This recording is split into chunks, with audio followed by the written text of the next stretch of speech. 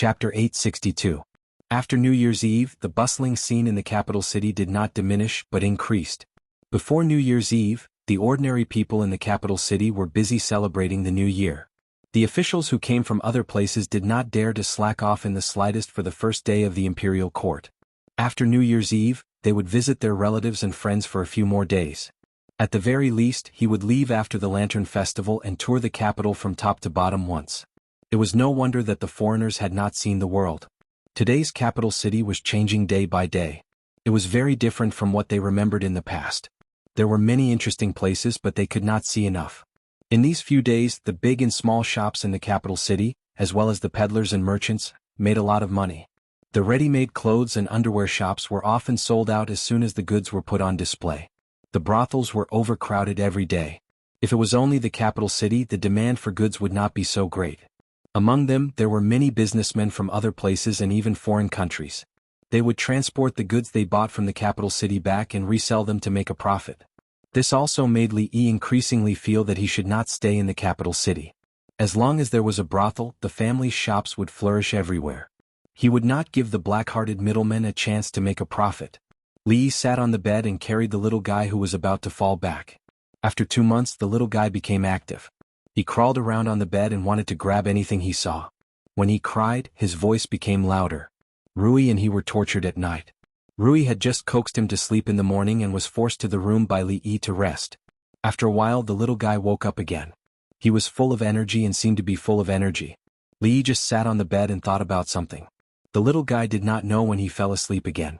He asked Xiao Huan to come over and look after him. Other than Rui, only Xiao Huan hugged him and he would not cry no matter how long it took. When he walked out of the door, he happened to see the sloppy old man limping in from the outside. Although Su was older, he was still a guru. The number of people in the world who could hurt him could be counted on one hand. It was even more impossible for him to sprain his ankle while walking. It was because he had made some progress in martial arts recently. It seemed that he had made a small breakthrough in his realm, so he excitedly challenged his second granduncle. After he came out of the courtyard, he became like this. Li Yi looked at him and said, "Su should rest at home today. I'll ask Fong to go out with me." The old man was already in such a state, yet he still wanted to trouble him to accompany him. It would be suspicious if he was abusing the old man. It doesn't matter. The sloppy old man shook his head and said, "The path of martial arts has always been bumpy. This small injury is nothing." Li Yi leaped up and landed steadily on the carriage. The sloppy old man glanced at him and said with some surprise, "You've made some progress recently?" Li Yi lifted the curtain, turned around and said with a smile, "I ate well, slept well and was in a good mood. I accidentally entered a little." There was never a lack of topics in the capital city. As the people under the feet of the emperor, the people of the capital city had pride and confidence that people in other places did not have. They cared about the state affairs, the gossip of the officials and nobles in the capital city, whether the soldiers on the front line had enough to eat, and they were also curious about how the third master of the Chui family was better than the first master of the Chui family, especially for some people who had a strong sense of national pride. Although they were just ordinary people, they cared about the country no less than the officials in the court. However, it was also because they were only ordinary people who could not participate in the state affairs that some news could not be obtained. Therefore, the brothel became the favorite place for these people. In the past 2 days, the contents of the stargazing meeting that had been widely spread were what people were most interested in. On the stage, an old storyteller was describing with great emotion how His Highness had wittily dealt with the imperial astronomer that night, and how the wronged imperial astronomer had pestered him endlessly. Below the stage, many people were intoxicated by the story, and there were also people who lowered their heads and discussed in whispers. A young man said in surprise, "What? 2 pieces of silver with a huge difference in weight fell from the same height and fell to the ground at the same time. Shouldn't the heavier one fall first? This is too unimaginable." A young man beside him smiled and said, "If this brother doesn't believe it, you can take out 2 pieces of silver and try it. You will immediately know whether what he said is true or false." "Brother, what you said is reasonable." The young man nodded and took out an ingot of silver and a silver fragment from his waist. He stood up, raised them to the same height and let go at the same time. The 2 pieces of silver fell too fast and he could not see which one fell first. But this was far from what he had imagined, that the silver ingot should fall earlier than the silver fragment. An expression of disbelief appeared on his face. "It's actually true. The young man beside him picked up the 2 pieces of silver on the ground and put them in his bosom. He said, "Although it's a little unimaginable, seeing is believing. We have always been wrong." Yes, I didn't expect that we would be wrong for so many years when we could easily verify the truth. The young man nodded and sighed inwardly. He then looked at him with a frown. "That's my silver." "What, yours?" "I clearly picked it up." In another restaurant, a green-robed scholar was talking loudly, attracting the attention of the onlookers in the restaurant. "What stargazing meeting? They actually said that the earth under our feet is a big ball. This is ridiculous, a bunch of nonsense." The green-robed scholar spoke passionately. He drank a cup of wine and said again, "The heavenly dog swallows the sun and the heavenly dog swallows the moon. The sages have long explained this. Could it be that we scholars have been reading the sages' books all along have been wrong? Since ancient times, there has never been a woman in charge of the government. She abandoned the moral principles and ignored them. That's why there are bewilderment guarding the heart and warning the celestial phenomena. Now, someone actually wants to use such a twisted theory to cover up the past. What is his motive? What is his motive? If Her Majesty insists on doing this, the country will fall, the country will fall. We scholars?" In the restaurant, some people listened excitedly, some people looked thoughtful, and some people's eyes flashed with suspicion. Fang drank a mouthful of wine and said angrily, "Young master, this guy is full of nonsense. Why don't you arrest him and put him in prison?" Li shook his head and did not speak. The sloppy old man tore a chicken leg and said lightly, "The Jing kingdom does not convict people based on words. The emperor is muddle-headed, and the officials and the people can be scolded. These scholars are the most united. If you arrest one of them, countless more will appear. In this way the world will be in chaos." Fang slapped the table and said, "Is there no way to deal with him?" As soon as he finished speaking, there was a noise at the door. "Hey, where did the beggar come from? You can't go in here. I want to find my husband. My husband is inside." "What do you mean by your husband?" Go, go, go. I'll give you a bon. Go quickly. My husband will be the top scholar in the future." "I want to see him, top scholar?" The waiter was slightly stunned when he heard the ragged woman's words. The woman took this opportunity to break in. She quickly walked to the green-robed scholar, grabbed his sleeve and said excitedly, "Husband, I finally found you." She pulled out a 5 or 6-year-old girl behind her and quickly said, "Young man, hurry up and greet daddy." Chapter 863. The little girl raised her head and looked at the young man. She blinked her big watery eyes and said timidly, "Daddy?" The scholar in cyan shirt was talking with his saliva flying everywhere. He had already thought that after this matter, he would probably have a way to become an official. He was stunned by the sudden scene in front of him. When he came to his senses, he saw the ragged woman pulling his sleeve. He immediately waved his hand in disgust and said angrily, "You must have mistaken me for someone else. Who is your husband?" The woman pushed the messy hair off her forehead and said hurriedly, "Husband, don't you know me? I'm Yang." The young scholar's face changed. Was it really a love affair that he had gotten into on his way to school? But he couldn't remember when he had a love affair with this woman named Yang. Now he had a family and his wife's family had some power in the capital city. Usually he relied on his father-in-law to help him. Even if he really had a love affair with her, he couldn't admit it at this time.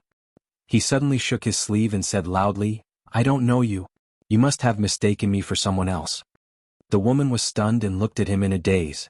The excitement on her face gradually disappeared, and her face turned gray. "In order to find you, I took young man on the road for a year. When we finally arrived at the capital city, young man was seriously ill. If it weren't for a kind-hearted person she would have. She said in a desolate voice, "I know you already have a family in the capital city. I won't disturb you anymore. I will raise young man alone." The little girl looked up at the young scholar with tears in her big eyes. "Mother, father doesn't want us anymore?" The woman wiped away her tears and said, "Young man, I mistook you for someone else. Let's go. I'll take you to find your real father." After saying that, she took the little girl's hand and left without looking back. In the restaurant, the young scholar stood there in a daze. Looking at the disgust in the eyes of the people around him, he opened his mouth, but in the end, he didn't say anything and left gloomily. "He looks like a dog, but I didn't expect him to be such a cruel and unscrupulous person. She's just like Chin Shimmy from the drama. I thought that story only existed in dramas. I didn't expect, abandoning his wife and son, yet he is still a scholar. Does he deserve to be called a scholar?" He only knows how to read the book of the sage. Is that all the sage taught him? That woman is so pitiful. Her words just now clearly showed that she had already given up all hope. It's really a pity for this mother and son. After the azure-robed scholar left, the people in the restaurant became filled with righteous indignation. In their hearts, the words of a scholar still carried some weight. These people read the book of the sage and preached great principles. However, what principles could a beast in human attire, who could even abandon his wife and son, say? One of them shook his head and said, "Her Royal Highness has never paid attention to such slander. Her Royal Highness only cares about the people of our Jing country. These days, how many new laws have been implemented, how many people can afford to eat, and how many people can afford to study. They don't even think about how much their wives and children have received from Her Royal Highness. These people are cruel and unscrupulous, and unscrupulous." Another person said indignantly, "If this is a jinx, then I hope that there will be more jinxes like this in our Jing nation." In the restaurant, many people revealed ashamed expressions. Just now, when they heard that heartless and unscrupulous person speak so eloquently, they almost believed him. Among them, how many of them had benefited from Her Highness?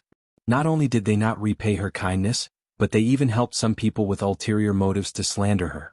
This was ungrateful. Bah. Fang spat out a chicken bone and scolded, "Scum."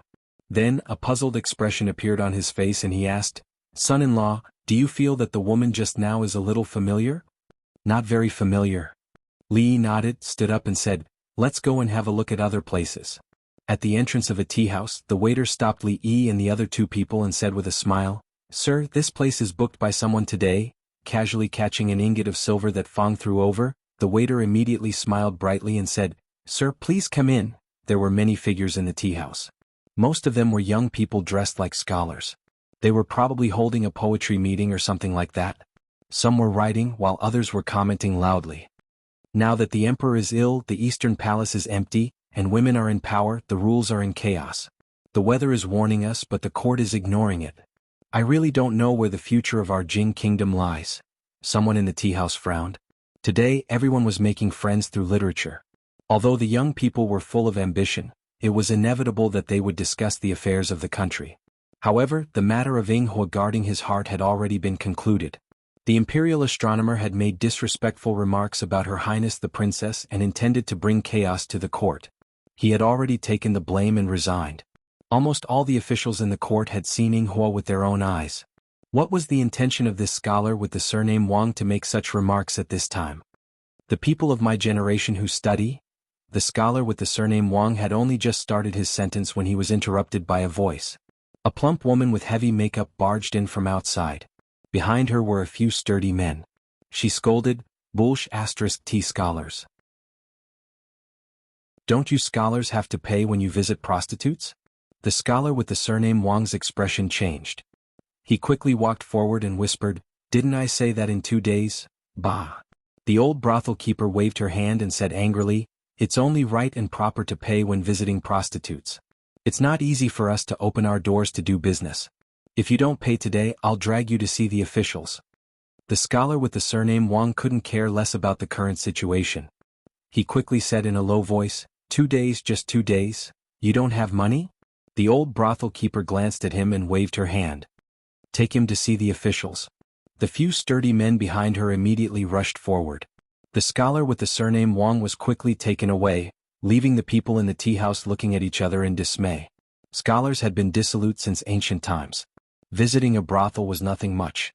It could even be considered an elegant thing. However, visiting a brothel without paying was a bit too much. This kind of immoral person, tsk, it was not worth associating with. Li took a sip of tea. The tricks played by the Chui family were too obvious and too straightforward. There was no technical content at all. However, in terms of effectiveness, if the power of the brothel was not involved, there would really be some trouble. These scholars had always been the most provocative group. Their influence could not be underestimated. Fortunately, that Grand Tutor Chu did not collude with the Chui family this time. Otherwise, the matter would have become much more troublesome. When he came out of the tea house and was about to go to the brothel, he once again saw the young scholar he had met in the restaurant. He sat paralyzed in front of a tall mansion door and cried, "Wife, believe me, I really don't know them. This is a false accusation, a false accusation." A servant girl threw out a bag from inside and said in disgust, Miss said to get lost far away. The next time I see you in the capital, I'll get someone to break your legs. After saying this, the mansion door closed with a bang. Serves you right. Fang spat fiercely at the young man who had lost his soul. Those who are loyal are always those who butcher dogs, but those who are heartless are always those who are scholars. Li shook his head and sighed. Soon he walked to a brothel. A young girl who was biting on a tonghulu ran out and said happily, "Big brother, you're here." Li patted her head and said with a smile, "Young man, did you listen to Sister Ruoqing today?" The young girl nodded vigorously. Young man has always been very obedient. She even performed on stage yesterday.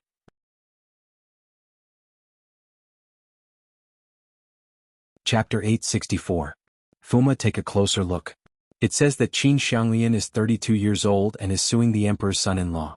Deceiving the king, deceiving the emperor, breaking off the marriage, killing his wife and son, losing his conscience.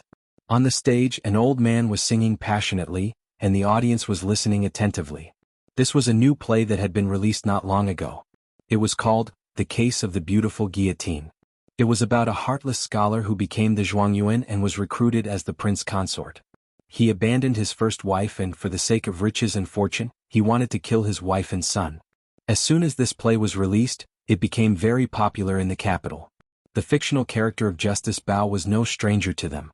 This story of how he didn't fear power and justice for the people and killed the wicked was very satisfying. It was exactly the kind of play that ordinary people living at the bottom of society like to watch. At this critical juncture, if there really was a heartless person who abandoned his wife and son for the sake of wealth and honor, he would probably be stabbed in half by the audience. In the private room upstairs, Miss Zheng wiped away her tears and looked at Li Yi with some bitterness. "Why did you come up with this play?" Needless to say, she, who was overflowing with sympathy, naturally sympathized with Qin Xianglian and her son. Wan Ruoqing was used to such scenes. She had seen this play countless times, from the script to the arrangement to the introduction of the stage. Naturally, she would not be touched at this time. She smiled and said, "This is just a play. If it wasn't so complicated and bizarre to stir people's emotions, not many customers would be willing to watch it." Zheng Zumo looked at her and curled her lips. "You only know how to speak up for him?" Wan Ruoqing could only shake her head and smile. Li Yi looked at the goddess of Luo Shui and defended himself. Art comes from life, but it is higher than life. Although it is a play, it also reflects the reality of society. Today when I was eating in the restaurant, I saw a real-life Chin Shimmy. "You are too naive and don't understand the ugliness of this world?" He thought of something and said, "Oh right, if you have the chance, help me thank the Madam of the Jade Courtyard. If it wasn't for her this time, there might have been some trouble. She has never been someone who likes to suffer losses." Zheng Zumo shook her head and said, "I came here this morning to talk about the conditions. The new styles of the lingerie workshop will be supplied to them first." These were all unimportant matters. After the failure of the imperial astronomer, the Chui clan was still too naive to think that they could use these scholars to stir up the storm. They were but a plate of loose sand, and their usefulness was very limited. He just didn't know what kind of tricks they would use next time after they failed again. It wasn't that they hadn't considered solving the problem once and for all. However, how could a family that had existed for hundreds of years in the Jing kingdom fall so easily? At the very least, he needed a heavy primer. Trash, all of you are trash. In a hall of the Chui clan, a row of young scholars knelt down. The head of the Chui clan, Chui Qingze, could no longer suppress the anger in his heart. His expression was ferocious and he roared incessantly. The people kneeling in the hall lowered their heads, not even daring to breathe loudly. All the arrangements he had made, without exception, had failed. They didn't even stir up the slightest ripple. On the contrary, because of these things, the public opinion of the people had been completely reversed. In this invisible confrontation, the Chui clan had once again suffered a crushing defeat. Standing to the side, Chui Qingming looked at the trembling people, waved his hand and said, "All of you leave." As if they had been granted amnesty, they hurriedly got up from the ground and disappeared from the hall in an instant. Chui Qingze's whole body slumped on the chair. His eyes were lifeless, and his expression was dispirited. "Big brother?" Chui Qingming had just opened his mouth when he was interrupted.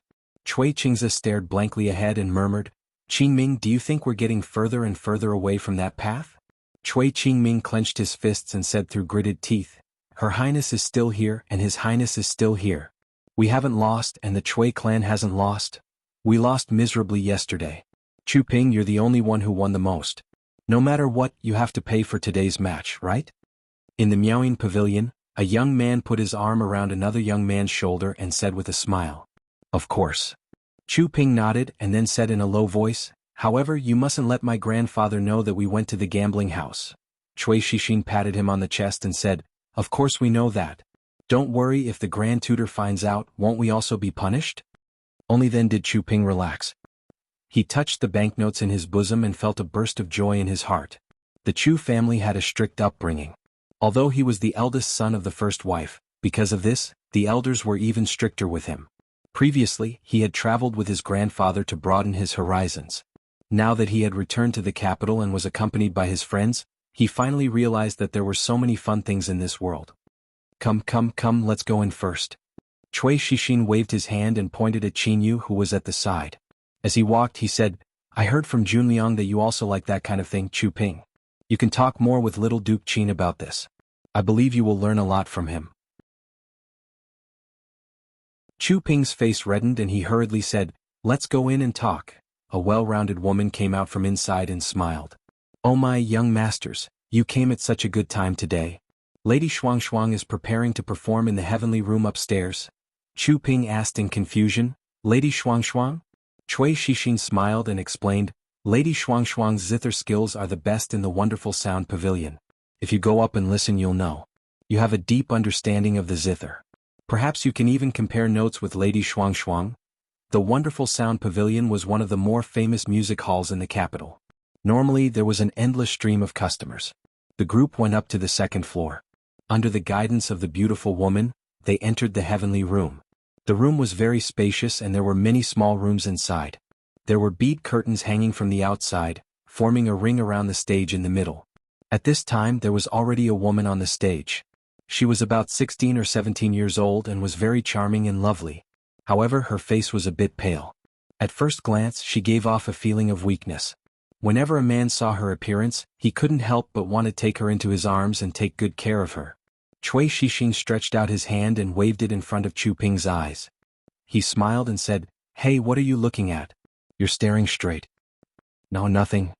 Chu Ping's face reddened and he lowered his head in a panic. "Could it be that this Lady Shuang is your type?" Cui Shixin looked at him in astonishment and said, "Last time Junliang told me, I didn't believe it. So it turns out that you really do like this sickly appearance? But—" He shook his head with a bit of pity. "But what?" Chu Ping immediately raised his head. "This Lady Shuang is a good woman. It is said that her family isn't very well off and her body is also very weak. She only occasionally plays a song here. I'm afraid you'll be disappointed this time." Cui Shixin's words contained a bit of regret that was difficult to conceal. Although the wonderful sound pavilion was a music hall, it was also a business of secret prostitution. Of course, this place was naturally of a much higher class than the brothels outside. There were also simple musicians and this Lady Shuang was one of them. His tone changed and he said again, "A fair and graceful lady is a gentleman's desire. If you, Chu Ping, really like her, then boldly pursue her. With the Chu family's noble status, it is not impossible for you to obtain Lady Shuang's heart."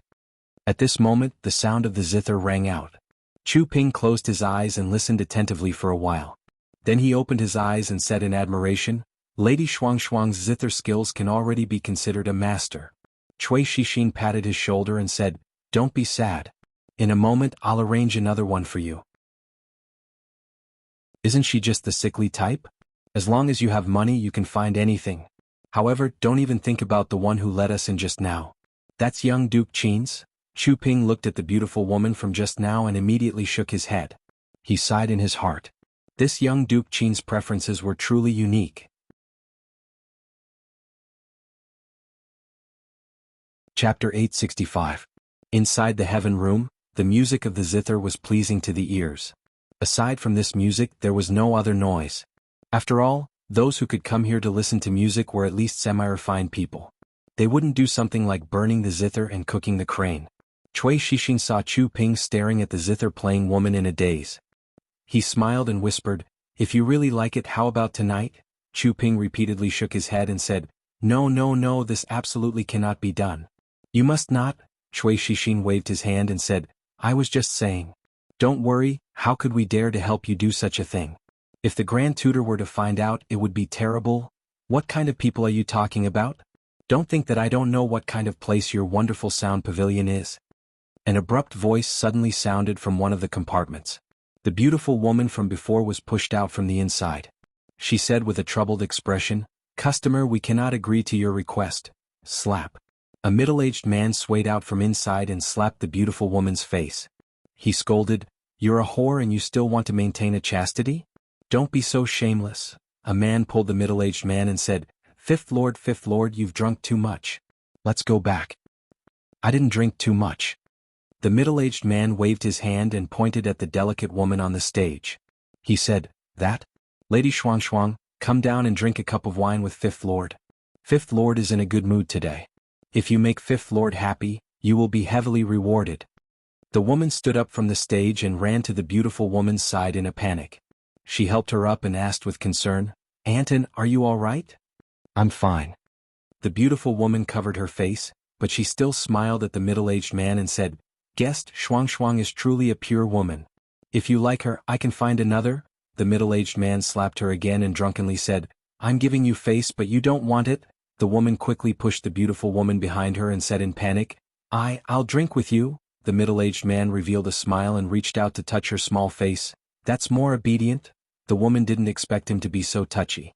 She subconsciously dodged and whispered, "You please behave yourself." The middle-aged man's face instantly darkened. He slapped her face again and said angrily, "You refuse a toast only to drink a forfeit. Do you know who I am?" The young girl's body was thin and weak to begin with. After receiving such a heavy slap, she staggered and almost fell to the ground. When she raised her head, her eyes were filled with tears, and there was a trace of blood at the corner of her mouth. From the surrounding cubicles, figures started to walk out one after another. Usually, the majority of those who had such an interest were naturally young people. Moreover, they were young and full of vigor. When they saw injustice, they would always stand up and speak out. Immediately, many people had resentful expressions on their faces as they walked over. A figure was the fastest. After running over, he first helped the woman up and asked with concern, "Miss, are you all right?" The woman looked at him and nodded gratefully, "Thank you, young master, I'm fine." "And who are you?" The middle-aged man seemed to be angered by the scene in front of him. He reached out to pull the young man's shoulder, but his wrist was caught midway. Scram. Jianghu suddenly swung his hand and looked at the middle-aged man in front of him. The middle-aged man staggered and looked at the young man in front of him. His expression suddenly changed and he seemed to have sobered up. He blurted out, "Why are you here?" Jianghu didn't even look at him and said lightly, "I'll count to 3. If you don't scram, I'll get someone to help you." The middle-aged man's expression changed again and he said in a low voice, "This is outside. You should at least give me some face and leave some face for the Qin family." 3. "I'm your 5th uncle." 2. "You don't even care about the Qin family's face?" 1. The middle-aged man didn't move, but the big man behind him suddenly carried him and quickly ran to the stairs.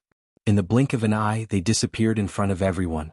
Chu Ping looked at Jianghu in disbelief and murmured, "This? Boring?" Jianghu waved his hand and said, "You guys have fun, I'll leave first." Chu Ping was stunned for a moment, then he looked at the woman and asked with concern, "Are you okay?" The delicate woman bowed to him and said gratefully, "Thank you for saving me just now, young master." "I can't thank you enough." Chu Ping looked at her face and hurriedly said, "You're bleeding, quickly go and apply some medicine." The beautiful woman squeezed out a smile and said, "Thank you for today's matter, young masters. Please sit here for a while, I'll let Shuang come out later to properly thank you, young masters." The song just now was not finished. After such a thing happened, the beautiful woman quickly arranged for a musician to replace it. However, the people who had already sat back in their rooms didn't have much mood to enjoy it. In a compartment somewhere, someone said in surprise, "The one who used alcohol to act crazy was the Qin family's 5th master?" A person nodded and said, "He just called himself young Duke Qin's 5th uncle. It should be true." That person was puzzled. "Then why did Qin 5th master treat him?" The person who just answered looked at him in surprise and asked, "You don't know?" That person was even more puzzled. "What do I know?" After a while, after listening to his companion next to him explain what had happened, he opened his eyes wide and said in disbelief, "No way, after doing such an immoral thing he can actually act like this." Someone who knew the situation shook his head and said, "This matter caused a great stir in the capital city, Even the Qin family couldn't suppress it. Later, it should be the Cui family and His Highness King of Shu who helped to suppress the matter with great difficulty. In that case, this Qin family's fifth master can be considered a pitiful person. That person showed a look of pity and said, "This is simply a great shame. He must hate the Qin family, the Cui family, and His Highness King of Shu to death. What's the use of hating him? What can he do? Among these people, who can he afford to offend?" Someone sighed and said, "It is also because of this matter that this Qin family's fifth master only knows how to drink and have fun all day, drowning his sorrows in alcohol. At first he went to the brothel every day, but recently he seems to like going to the brothel to watch the shows. After suffering such a great shame, he can still appear in front of everyone openly. He can be considered an anomaly." The one who just stood up seems to be the young master of the Chu family. As expected of someone taught by old Chu, in another room Chu Ping asked worriedly, "Qin Yu he treated his elders like this. Is he okay?" Cui Shixin waved his hand and said, "This is nothing. He has done things 10 times or even 100 times worse than this. You don't have to worry." He looked at Chu Ping with a smile and said, "How does it feel to be a hero saving the beauty?" Chu Ping showed an embarrassed expression. At the door, Lady Shuang, who had changed her clothes, had already lifted the curtain and slowly walked in. She bowed to the few people and said softly, "This little girl thanks the few young masters for saving me just now." Cui Shixin pushed Chu Ping, who was stunned in place, and said with a smile, "What are you waiting for? Help the lady up. Put me down." In a certain alley, a middle-aged man patted the shoulder of a big man who was running wildly and said indifferently. The big man panted and said, "Fifth master, a wise man does not fight when the odds are against him. A gentleman's revenge is never too late. Put me down." The big man stopped and put down the middle-aged man he was carrying on his shoulder. The middle-aged man looked at him and asked, "Am I a joke?" The big man was startled and suddenly shook his head. "Fifth master, you must be joking. Who dares to say that you are a joke? Hit me." The big man's eyes widened. "Hurry up, hit me." The middle-aged man looked at him and said expressionlessly, "Just like what I did to the lady just now." The big man reached out and touched the middle-aged man's forehead and said with some worry, "Fifth master, how about I take you to see a doctor? Do as I say or I will deduct 1 month's salary." Slap. The big man swung his arm and slapped the middle-aged man's face. The middle-aged man staggered and stood up with the help of the wall. He looked at the big man with a sullen face and asked, "Did I hit you that hard just now?" "Very hard." The big man scratched his head and said with an apologetic smile, "I'm sorry, fifth master. How about we try again?"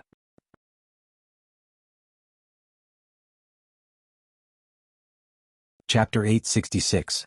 The period from the Spring Festival to the Lantern Festival was the busiest time of the year for the brothel. Li Yi sat in front of the window of the small building, writing the latest plays.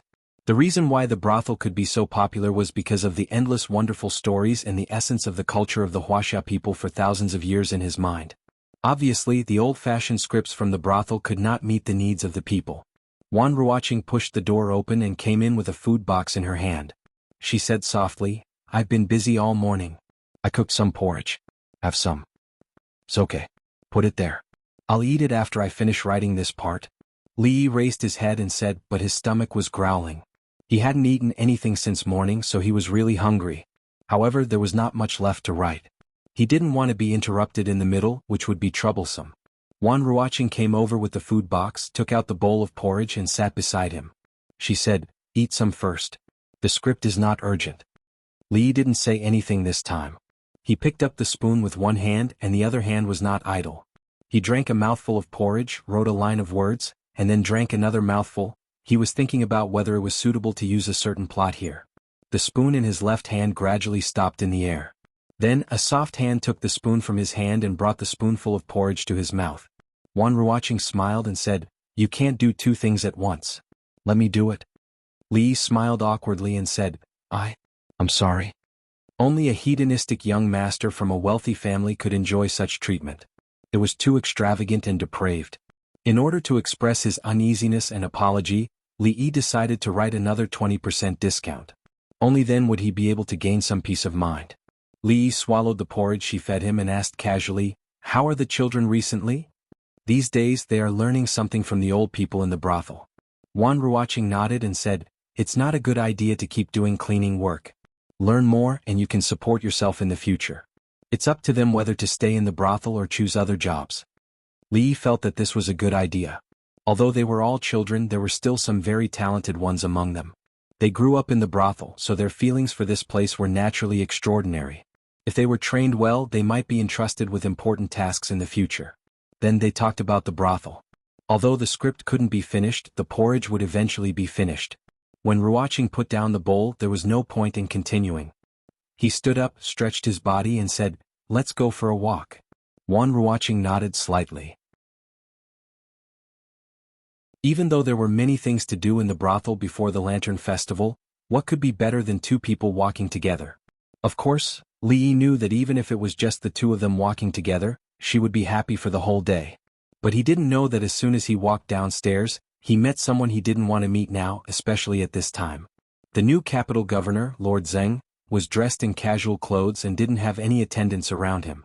In the brothel where people came and went, it was easy to be lost in the crowd. Zeng Shichen stood opposite, looked at him and said, "Drunk Ink said you were here." Of course Drunk Ink knew that he was here. He came from Willow Lane. Li looked at him and asked tentatively, "What's the matter?" "What's the matter?" meant that if you have something to say it quickly or leave quickly. "Didn't you see that I have important things to do here? Don't you know that it's not appropriate for you to appear now? Can't you change the time?" Obviously, Lord Zeng didn't understand what he meant. He said, "This is not the place to talk." Ruoqing showed a slight smile on her face and said, "Lord, come in and talk." Li shook his head and walked into the small building again. Zeng Shichen picked up the teacup on the table and took a sip before saying, "I've already ordered people to renovate that house. Too much time has passed and it can't be exactly the same as it was 10 years ago, but it should be 70 to 80% similar. Drunk Ink's birthday is in April, so time is tight." Li nodded and said, "A few days ago, Louis found some suspicious points in the files of the Ministry of Justice. However, it was a case from 13 years ago after all. It has been a long time, and the assistant minister of the Ministry of Revenue died on the way to exile. There are many clues that are hard to verify. However, this is not a difficult matter for him. He should be able to make it in time." Zeng Shichen looked up at him and asked, "A few days ago, there were rumors about the eldest princess among the people. You should know who did it, right?" Li shook his head and said, "Summoning the king of Shu back to the capital to replace the eldest princess in governing the country. Naturally, it will be whoever benefits the most. Cui Qingze, the head of the Cui family, has fallen ill." Zeng Shichen put down the teacup and said, "Now the head of the Cui family is the second son of the Cui family, Cui Qingming. This person is more difficult to deal with than Cui Qingze.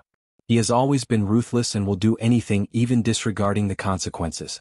You should be careful." He looked at Li Yi and said, "Don't think that the Cui family only has this little ability. This time, the crown prince has disbanded the imperial astronomer, and the Cui family's rumor campaign has also been stalled among the people. Although I don't know what you are thinking, I think you don't want the king of Shu to return to the capital and replace the eldest princess in governing the country. Not to mention other things, if Grand Tutor Chu takes the lead this time, it will not be so easy to solve this matter. Grand Tutor Chu will stand up for the Cui family?" Li actually had a good impression of this Grand Tutor Chu. The old man did not seem to be as pedantic as he imagined, and this time he did not stand with the Cui family to make things difficult. If it was really as Zeng Shichen said, then the matter would really become troublesome. Zeng Shichen shook his head and said, "According to the Grand Tutor's temperament, he won't."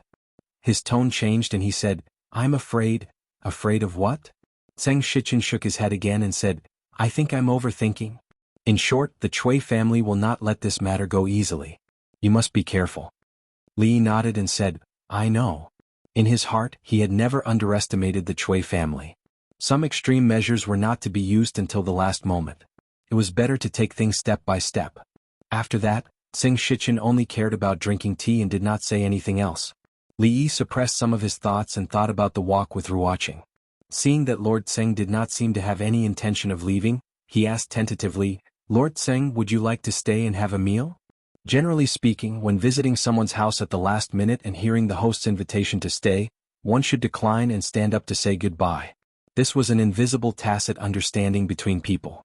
However, as soon as the words left his mouth, he regretted it, because historical experience showed that he and Lord Zeng did not have this kind of tacit understanding.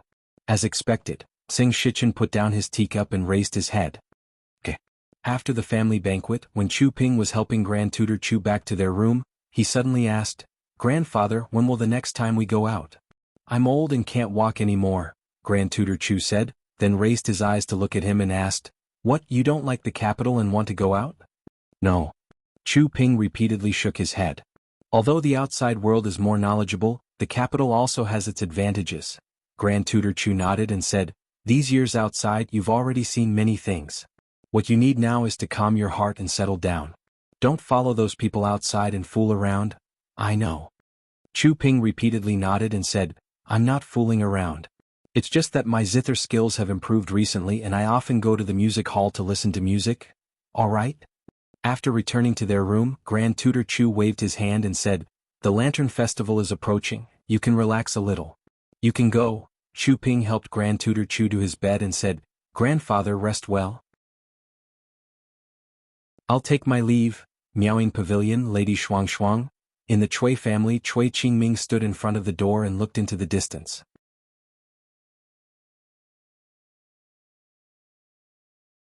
Chapter 867. "Yes, father, Chu Ping is very interested in that Lady Shuang Shuang." Chui Shixin said, then shook his head and said, "However, that Lady Shuang Shuang is different from those prostitutes. She has a clean background. It seems that she only has gratitude for Chu Ping and has no ambiguous intentions." "Clean background?" Chui Qingming smiled somewhat mockingly and said, "I've seen many clean girls." "Where did you see so many clean girls?" A voice suddenly sounded from the side. Chui Qingming turned around and said in surprise, "Madam, how did you?" The beautiful woman's face was cold and she asked, "Tell me, where did you see them?" Chui Qingming hemmed and hawed, "This matter? Come in." The beautiful woman reached out and dragged him into the room, and the door was slammed shut. Chui Shixin stood at the door, shook his head and retreated into the courtyard. After the time it took to drink a cup of tea, the door was pushed open again.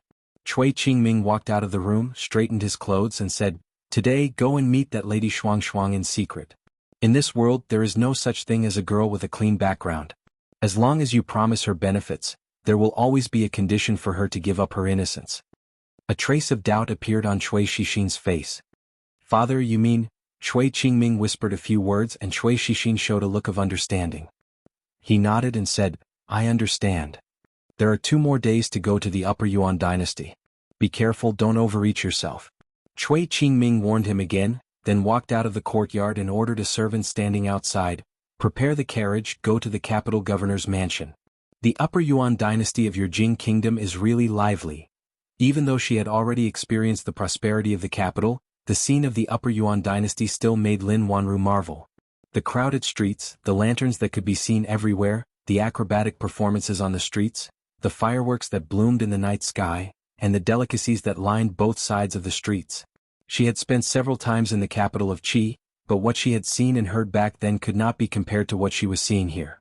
If they had not seen it with their own eyes, none of the people from the Qi kingdom would have believed that the Jing kingdom, which they had always regarded as their weak neighbor, had far surpassed them in some aspects.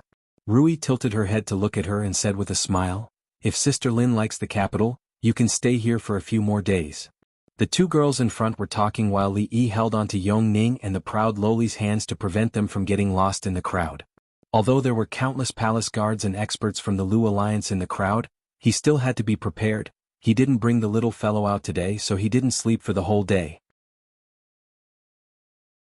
According to his usual practice, he would sleep until tomorrow morning. Passing by a Tonghulu stall, Li Yi bought a few skewers of assorted Tonghulu, gave one each to Xiao Huan, Yong Ning and proud Lolita, turned his head to look at Mississippi Lu, asked, "Want one?" "Childish." Mississippi Lu glanced at him, expressed her disdain and picked a bunch of grapes.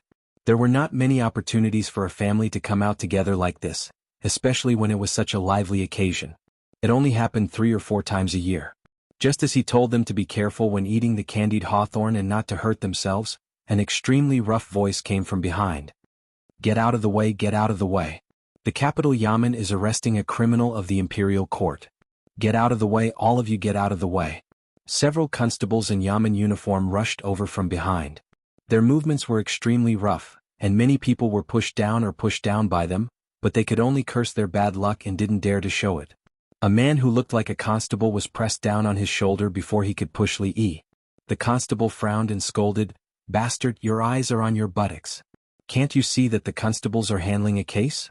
Get out of the way, can you bear the responsibility if you make a mistake? As soon as he finished speaking, he felt something hard pressed against his waist. Are your dog eyes blind? Then a soft and feminine voice reached his ears.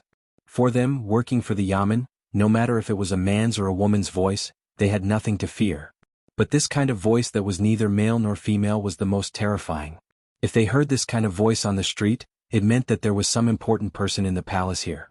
And no matter who it was in the palace, it was not someone they, including their prefectural magistrate, could afford to offend. The constable shivered and immediately said, forgive me. We are only following the imperial edict to arrest a criminal of the imperial court. We didn't mean to alarm. The person in the dark did not speak again. The constable felt the hard thing on his waist disappear and sighed in relief. When he raised his head again, there was only a vast stream of people. A person behind him asked, Boss, what do we do now? He pointed to another path with some annoyance and said, Go around there, a criminal of the imperial court? Li Yi frowned. The flow of people in the capital during the night was the highest of the year, and it was also the time when trouble was most likely to occur. Tsing Shichen was muddle-headed. He actually chose this time to arrest a criminal of the imperial court? However, with Rui and Mississippi Lu as well as so many guards in the dark, there was no need to worry about the safety of the arrogant girl and the others. He was only puzzled for a moment before he was pulled to the side by the arrogant girl to look at a unique goldfish lantern. On the other side of the street, Xiao Chui hugged Zheng Zimo's arm and begged, Miss, you are the best at guessing lanterns. Please guess another one. Zheng Zimo looked at the different lanterns hanging on her arms and said grumpily, You already have so many. Sister Ruoqing guessed 2 for you just now. Can you still carry them? Xiao Chui looked down and then handed 2 lanterns to Xiao Zhu behind her. She turned around and said with a smile, Now I can carry them. Zheng Zimo gently pulled her ear and said, Let's talk about it when we go back. How can we stroll around with so many lanterns in our hands? Oh. The servant girl lowered her head in disappointment and said softly. Then she seemed to have thought of something. She raised her head and said excitedly, Miss, do you think we can meet Li tonight?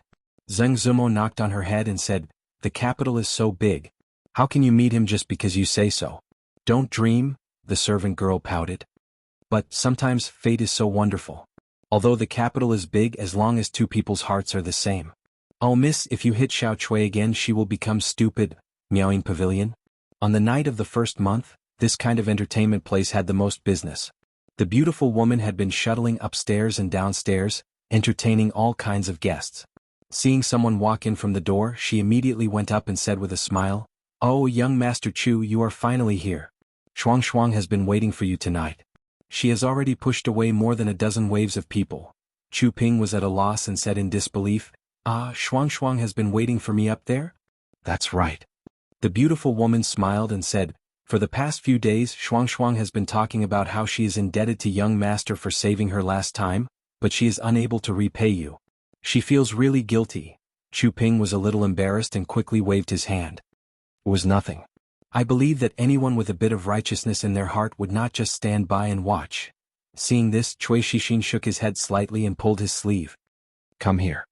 Chu Ping was pulled to a corner and asked in confusion, What? I said you are a bookworm but you are not convinced. Cui Shixin looked at him and said helplessly, Can't you see that Lady Shuang has fallen for you? Chu Ping was shocked. Think about it, what is your identity? You are the eldest son of the Chu family, a man of striking appearance and great literary talent. What is her identity? She is just an entertainer. That day when she was bullied, who was the one who stood up for her? At that time she was at her weakest and most helpless. It was you who gave her hope and light. For a woman to fall in love with you because of this, isn't that very normal? Cui Shixin looked at him and slowly said, Lady Shuang has never accepted a private invitation from anyone before. Why is it that she spends time alone with you every day? Do you think it's just because you saved her? You mean? Chu Ping looked at him in a daze and muttered, Lady Shuang, she likes me? Cui Shixin patted his shoulder and said, Hurry up and go up. Don't let Lady Shuang wait for too long. Brother, I can only help you this much. Chu Ping stood there in a daze for a long time before a happy expression gradually appeared on his face. He looked at Cui Shixin and said gratefully, Thank you for your advice, Cui Shixin. I will go up now. Seeing Chu Ping quickly walk up the stairs, Cui Shixing found a seat in the hall and sat down. He picked up a cup of green tea and gently swirled it. The corners of his mouth curled up as he softly murmured, "That lady's body seems a bit weak. With Chu Ping's hobbies. I wonder if she can bear it." Somewhere on the street, a few bailiffs were sitting in front of a tea stall. One of them looked towards the wonderful sound pavilion. After a long time he turned his head and asked, "Boss, it's about time, right?" The leading bailiff said in a low voice, "Wait a little longer, it's not time yet."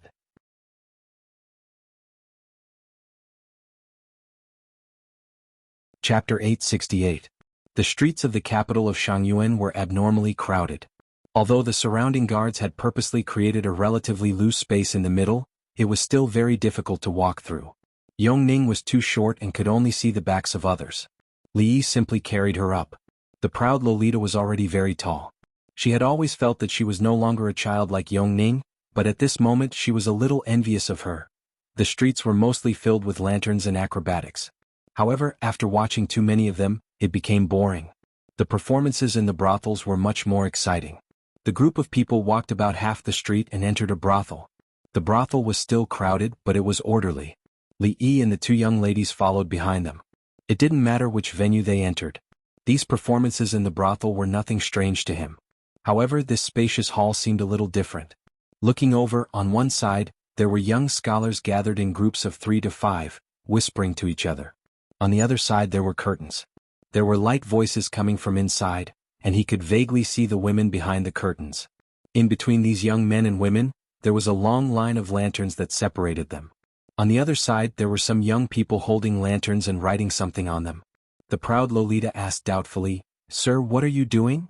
Li Yi also didn't know who thought of this new way of playing. He waved to a worker in the brothel and asked, "What are you doing?" The worker only felt that the young man in front of him looked familiar. After recalling, he shivered and hurriedly said, "Greetings, young master. I'll call the manager over immediately." Li Yi waved his hand and said, "There's no need. I'm just taking a look. What are they doing over there?" The worker immediately replied, "Those people on the left are all famous scholars in the capital. They write poems on the lanterns and hang them there. If the ladies behind the curtains take a fancy to them, they will send a servant to tie a sachet on the lanterns." Li Yi finally understood that this was simply another form of matchmaking. Back in the day he had experienced it himself. He had received countless scented sachets and love letters. If he did not remember wrongly, it was from an open-minded lady who had even stuffed a warm doo-doo into his arms. No wonder some of the scholars were in high spirits, while others looked unhappy. That was because some of the lanterns in the middle didn't have a single sachet on them, while others had a few hanging on them. Choosing a son-in-law wasn't rare in this era. If it was in the future, the lanterns would definitely not have poems but photos. Perhaps there would even be property certificates, car keys and passbooks. Xiao Huan watched as a servant girl came out from behind the curtains and hung her lady's sachets on the lanterns. She thought it was very interesting. She grabbed onto Li Yi's arm and said excitedly, "Young master, why don't you also write a poem and hang it up? There will definitely be more sachets than all of them." In her heart, the young master was the most talented person. Otherwise, why would he be called the #1 scholar in the Jing kingdom? If the young master put up a lantern there, it would definitely be the one with the most sachets. The arrogant Lolita wished for the world to be in chaos. She added fuel to the fire and said, "That's right. Mister, why don't you write a poem and beat them all? It's best if you don't even give them a sachet." The two of them seemed to want to see such a scene. Their expressions were somewhat excited. They completely didn't notice that the scholars not far away had expressions of displeasure on their faces. Hee, since when did such an arrogant person appear in the capital? He won't even leave us a sachet. Who does he think he is? The #1 scholar in the Jing kingdom? Even the #1 scholar wouldn't dare to say such arrogant words. Some of the scholars not far away were feeling depressed. When they heard the words of the two young ladies, they felt ashamed and angry. However, they didn't want to argue with them.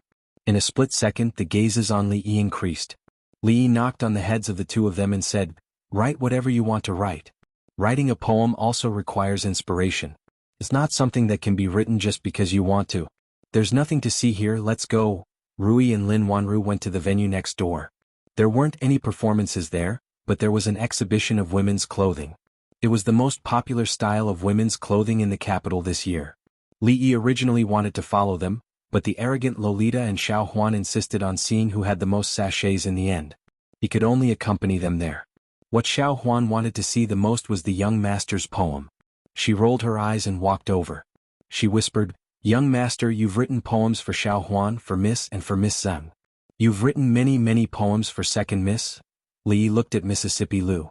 Mississippi Lu also looked over. "Forget it." Li shook his head and said, "Other people's lanterns and sachets have other meanings.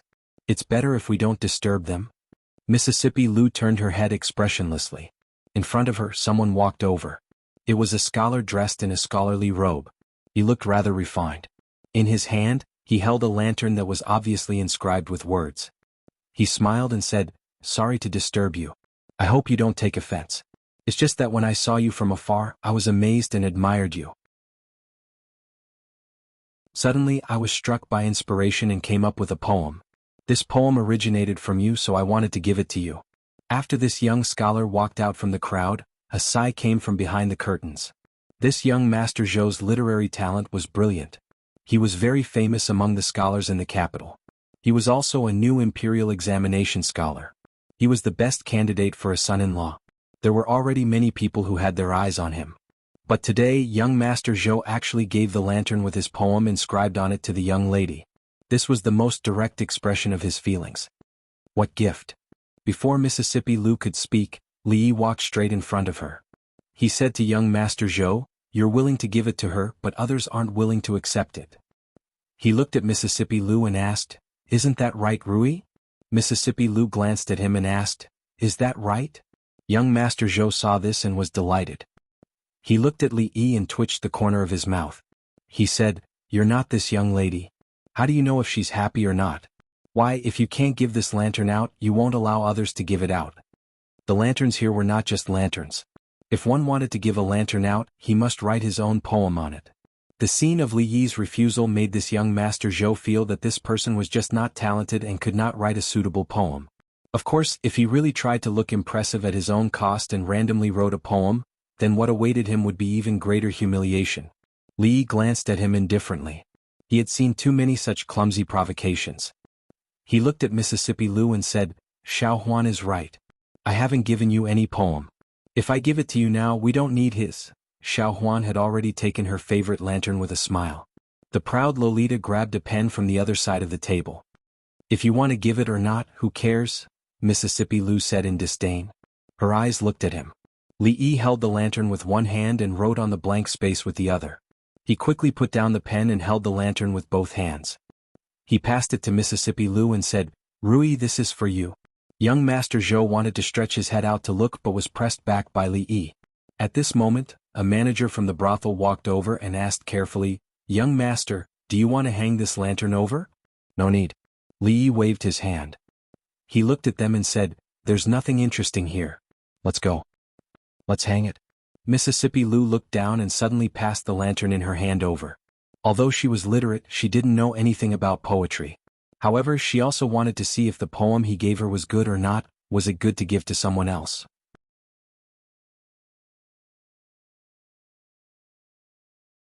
Chapter 869. "Let's not hang it up." Li looked at Mississippi Lu and said hesitantly. The manager had already explained the rules to him in detail. Once the lanterns were hung up, it meant that they had agreed to the rules. It was fine if there were no scented sachets, but if there was a lady who hung up her own scented sachet, the two of them would have to have dinner together. If there were more than one scented sachet, they would have to choose one.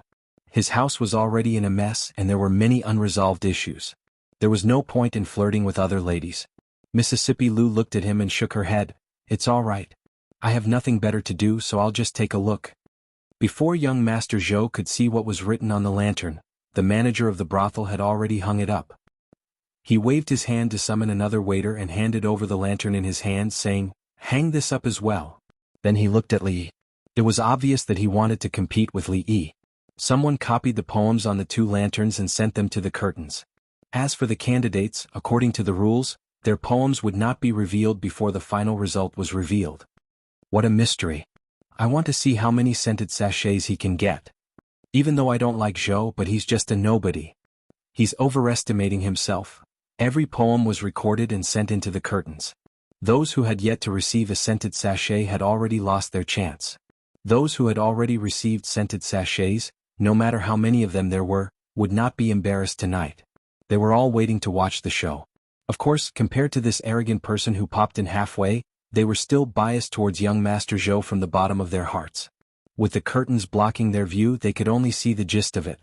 However, they noticed that after the 2 poems were sent into the curtains, there was a commotion inside.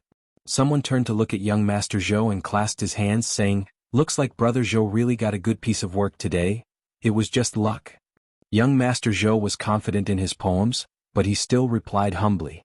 His actions allowed the crowd to understand that the man surnamed Zhou was truly going to shine brightly today. Very quickly, someone walked out from behind the curtains. It was a maid with a bun on her head. "That's from the Su family?" Someone recognized him at a glance. Another person said with a smile, "Miss Su has admired Brother Zhou for a long time. I'm afraid she's waiting for you to hang up her lamp today. That is because Miss Su thinks highly of me?" Young Master Zhou smiled lightly and said, "Miss Su is extremely talented. Actually, I also have some admiration for Miss Su." As soon as he finished speaking, a maidservant with her hair combed into a bun hung a fragrant sachet under a goldfish lantern. "Sir, there's one." The Tsundra Lolita shouted excitedly. She had just bought this goldfish with her husband. Mississippi Lu looked at him and then looked away. Young Master Zhou's expression was a little awkward. He coughed twice and covered it up very well. He said, It seems that I have underestimated the people of the world." Someone comforted him. "Sigh, Brother Zhou, don't be discouraged. It's only one. Didn't Miss Su also fall in love with you? Look, isn't that girl from the Su family coming out? Miss Su is talented and beautiful." We also had a deep conversation. Young Master Zhou looked at the maidservant in emerald green clothes hanging the fragrant sachet under the goldfish and murmured, "Deep, deep conversation. Two. The Tsundra Lolita and Xiao Huan hugged each other and shouted. What kind of poem did he write?" Someone was stunned for a moment before revealing an extremely curious expression on his face. "That, Brother Zhou, perhaps these 2 times were just accidents." Someone stared at the curtain and said, "Look, another person came out." She walked to the side. "She didn't choose that goldfish. That's strange. Why isn't she holding the fragrant sachet in her hands?" Everyone's eyes widened as they watched a maidservant walk out from the curtain empty-handed. She walked past that goldfish, walked past young Master Zhou's lantern and came to the front of a lotus lantern. "It's Brother Fong. Congratulations, Brother Fong." Although this lotus lantern had been displayed long ago, it was a little strange to hang the fragrant sachet only now. However, as long as it wasn't that weird goldfish, it was fine. Everyone cupped their hands towards a young man in the crowd. That young man smiled and cupped his hands in return. "Thank you for letting me win." After a round of congratulations, they saw that the maiden walked to the front of the lotus lantern and took down the fragrant sachet under the lantern. Then she took 2 steps back and hung the fragrant sachet under the goldfish again. This works too? How can this be?" That young man with the surname Fong's expression froze. Looking at the lotus lantern that once again became empty, his expression gradually became sluggish. As for that young Master Zhou, he stood on the spot in a daze. The expression on his face was already indescribable. More and more people walked out from behind the curtain. Very quickly, the area below the goldfish was filled with fragrant sachets. Although not everyone hung the fragrant sachet under the goldfish, compared to the surrounding people, there was no need to compare.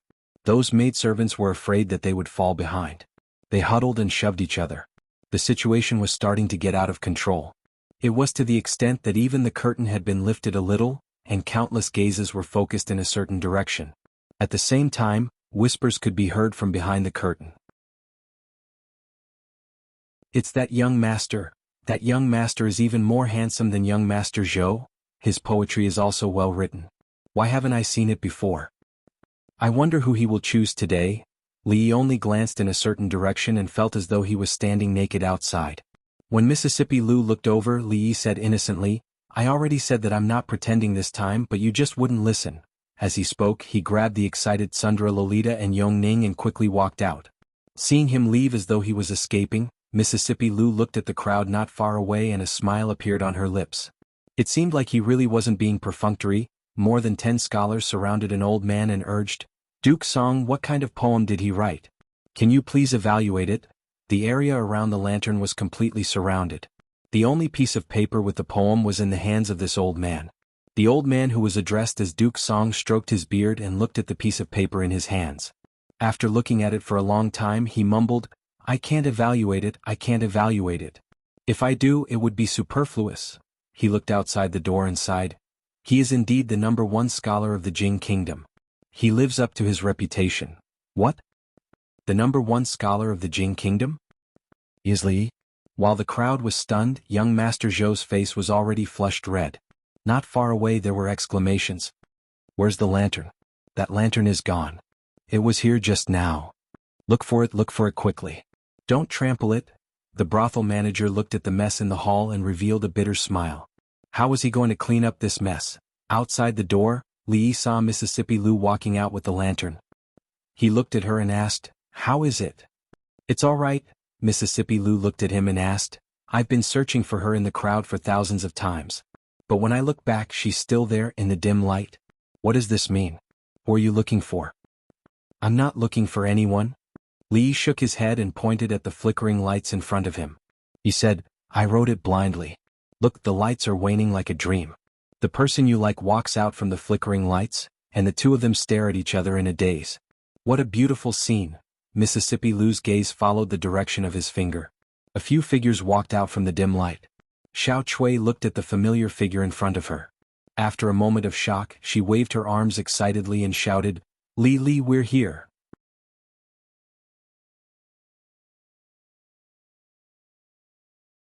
Chapter 870. Xiao Chui waved her hand and turned to look at Zheng Zumo. She said proudly, "Miss, I was right, wasn't I? Fate is something that no one can say for sure." Li also felt that this sort of thing like fate was really too wonderful for words. That person is really at the place where the lights are fading. Mississippi Lu stuffed the lantern into his arms and turned to enter the field that Rui and the others had just entered. Li turned his head to take a look. In the end, he still walked towards the figures in front of him. He looked at the more than 10 lanterns hanging on Xiao Chui and Xiao Zhu and said in surprise, "Why did you buy so many?" Xiao Chui shook her head and said proudly, "I didn't buy them. They were all won by Miss and Sister Ruoqing." Xiao Huan followed behind Li and looked around. She suddenly didn't know what to do. Yong Ning ran in Zheng Zumo's direction excitedly. Apart from her brother and sister Bing Ning, she liked Sister Zumo the most. Goddess Luo Shui looked at him and asked in confusion, "Is it just you guys?" As soon as she said that, Rui and Lin Wanru had already walked out from the field on the side.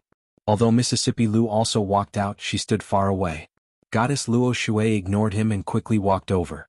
She bowed to Rui and said in a low voice, "Greetings, sister. We are a family. There is no need to be so formal." Rui smiled and took her hand. "I saw a few clothes inside just now. They are very suitable for you. Let's go in and have a look." Zheng Zumo nodded and said, "I will listen to you." The two went in hand in hand. Yong Ning also went in holding Zheng Zumo's hand. Xiao Huan and Xiao Chui followed closely behind. Ruoqing glanced at him, smiled and went in as well. In an instant, on the street, there was only him and Lolita left. Lolita held his arm and said solemnly, "Don't worry, sir. I will never leave you behind." Li rubbed her head. The arrogant Loli squinted her eyes, a satisfied look on her face. She suddenly opened her eyes and looked at Li. She said seriously, "I will never abandon you. Can you promise me that you will never abandon Shanning?" Li smiled and nodded. "All right. Pinky promise." That Sundra Loli stretched out her pinky. Pinky promise. Although it was just a child's words that could not be taken seriously, Li Yi's heart was full of gratification at this moment. He smiled and said, "They can go shopping by themselves. Sir will take you to eat delicious food, only you." Okay. The proud Lolita widened her eyes and her face was filled with joy. Although Mr. had never written a poem for her, he only brought her to eat delicious food. He did not bring Yong Ning, Sister Zumo, Sister Rui, Sister Xiao Huan, or Royal Sister. In short, she was the only man in the world now. Mississippi Lu leaned against the wall and watched the two figures disappear into the crowd. She looked at the lights everywhere with a slightly dazed expression. Lin Wanru did not follow Rui and the others in. She stood on the other side a few feet away and looked at the lanterns hanging outside. There were poems written on those lanterns. She walked from the first row and stopped in front of each lantern for a short while. Of course, some of them took a longer time and some of them she just glanced at. Until the last one. This time she stayed for a full quarter of an hour. At a certain moment she stood a little closer and murmured softly, searching for her thousands of times in the crowd. Suddenly looking back, that person is there, in the dim light. This poem? What does it mean? Hearing the voice beside her, she turned her head and looked at Mississippi Lou. She smiled and said, "Although I don't know who wrote this poem and what kind of state of mind he had at that time, but from the literal meaning, it should be that the person who wrote this poem went through hardships just to find a person, but in the end, he realized that the person he was looking for was actually by his side all along." Mississippi Lou was stunned and asked, "Isn't it, in the dim light?" Lin Wanru shook her head and said, "The dim light is just a reference. The main point of this poem is suddenly looking back." She looked at Mississippi Lou, who suddenly turned around and ran into the surging crowd. She stretched out her hand and said in surprise, "Miss Rui?" Her figure disappeared in the blink of an eye. Lin Wanru only put down her hand after a long time. She shook her head in confusion and turned around to look at the lantern again. Li Yi held the lantern in one hand and used the other to protect the proud lowly swinging leg on his chest. This way she wouldn't fall off from his shoulder. The proud lowly held a small bag in her hand. There were all kinds of snacks in it. While eating, she didn't forget to stuff some into Li Yi's mouth from time to time. Surrounded by the crowd, there was a street performer performing the sword-swallowing technique. The proud lowly was watching happily, so Li Yi didn't tell her the secret behind it. Suddenly, someone grabbed one of his arms. Li Yi turned around and looked at Mississippi Lou in surprise. He asked, "Why are you here?" "Give me back my lantern." Mississippi Lou snatched the lantern from his hand. Then she decisively turned around and disappeared into the street again. Li Yi looked at the crowd on the street in surprise. She was the one who didn't want the lantern earlier, but now she was blaming him. However, when he thought about how it wasn't the first time she did this, he could only shake his head and sigh. Women's minds are not something you can guess. The proud lowly felt wronged and looked in the same direction as him. She said weakly, "That's my lantern. Miss Shuang's zither skills are getting better and better." In the deepest private room on the second floor of the wonderful sound pavilion, Chu Ping stood up from the praying mat in the middle of the room. He looked at the curtain in front of him and said with a smile, "That song just now has reached the realm of emotional harmony. It can stir up the emotions in the depths of one's heart. To be honest, I've only heard this kind of zither music from an old friend of Grandpa's. According to Grandpa, that person is already standing at the peak of the path of music. Miss Shuang is still so young. It's truly unbelievable." Behind the curtain, the young girl's hands were still on the zither. Perhaps it was because she had used up too much energy, but her face was pale and her forehead was covered in sweat. She didn't wipe away the sweat. Her eyes stared blankly in front of her and didn't reply. After a long time she said, "Young Master Chu, come in." Come in?" Chu Ping was slightly startled. Normally, even if he stayed in the same room with Miss Shuang, there would always be a curtain between them. This was the first time Miss Shuang invited him in. A thought suddenly flashed through his mind. Could it be that Cui Shixin was right? He tidied up his clothes and said, "Then, I'll come in." Chu Ping slowly walked over and gently lifted the curtain. The young girl was sitting with her back facing him. In front of her was a zither. "Miss Shuang." He had just opened his mouth to speak when the young girl stood up. The clothes that were as thin as a cicada's wings slowly fell off her body, revealing her naked body. Chu Ping looked at her in a daze. "Aunt Shuang, you." The young girl slowly turned around and faced him. She said softly, "Young Master's great kindness, this little girl is unable to repay it. The only thing I can give young Master is this pure body." Chu Ping clenched his fists and looked away with difficulty. He gritted his teeth and said, "If you only want to repay a debt of gratitude." The young girl's face suddenly revealed a flowery smile. She took a step forward and gently embraced Chu Ping. She murmured, "In Shuang's heart, she also likes young Master," he said in a low voice. "When it comes to this kind of thing, I'm a little different from others." The young girl raised her head and looked at him. She said emotionally, Shuang is willing to do anything for young Master." Chu Ping's body suddenly trembled. A look of joy appeared on his face and his breathing gradually became rapid.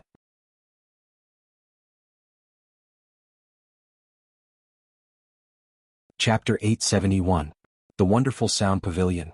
Cui Shixin raised his head to look upstairs. He didn't know when, but one of the doors upstairs had opened a crack. He drank the tea that had already turned cold in one gulp and raised his head to look upstairs. He paced around the room a few times before impatiently walking to the door. Then he walked back inside.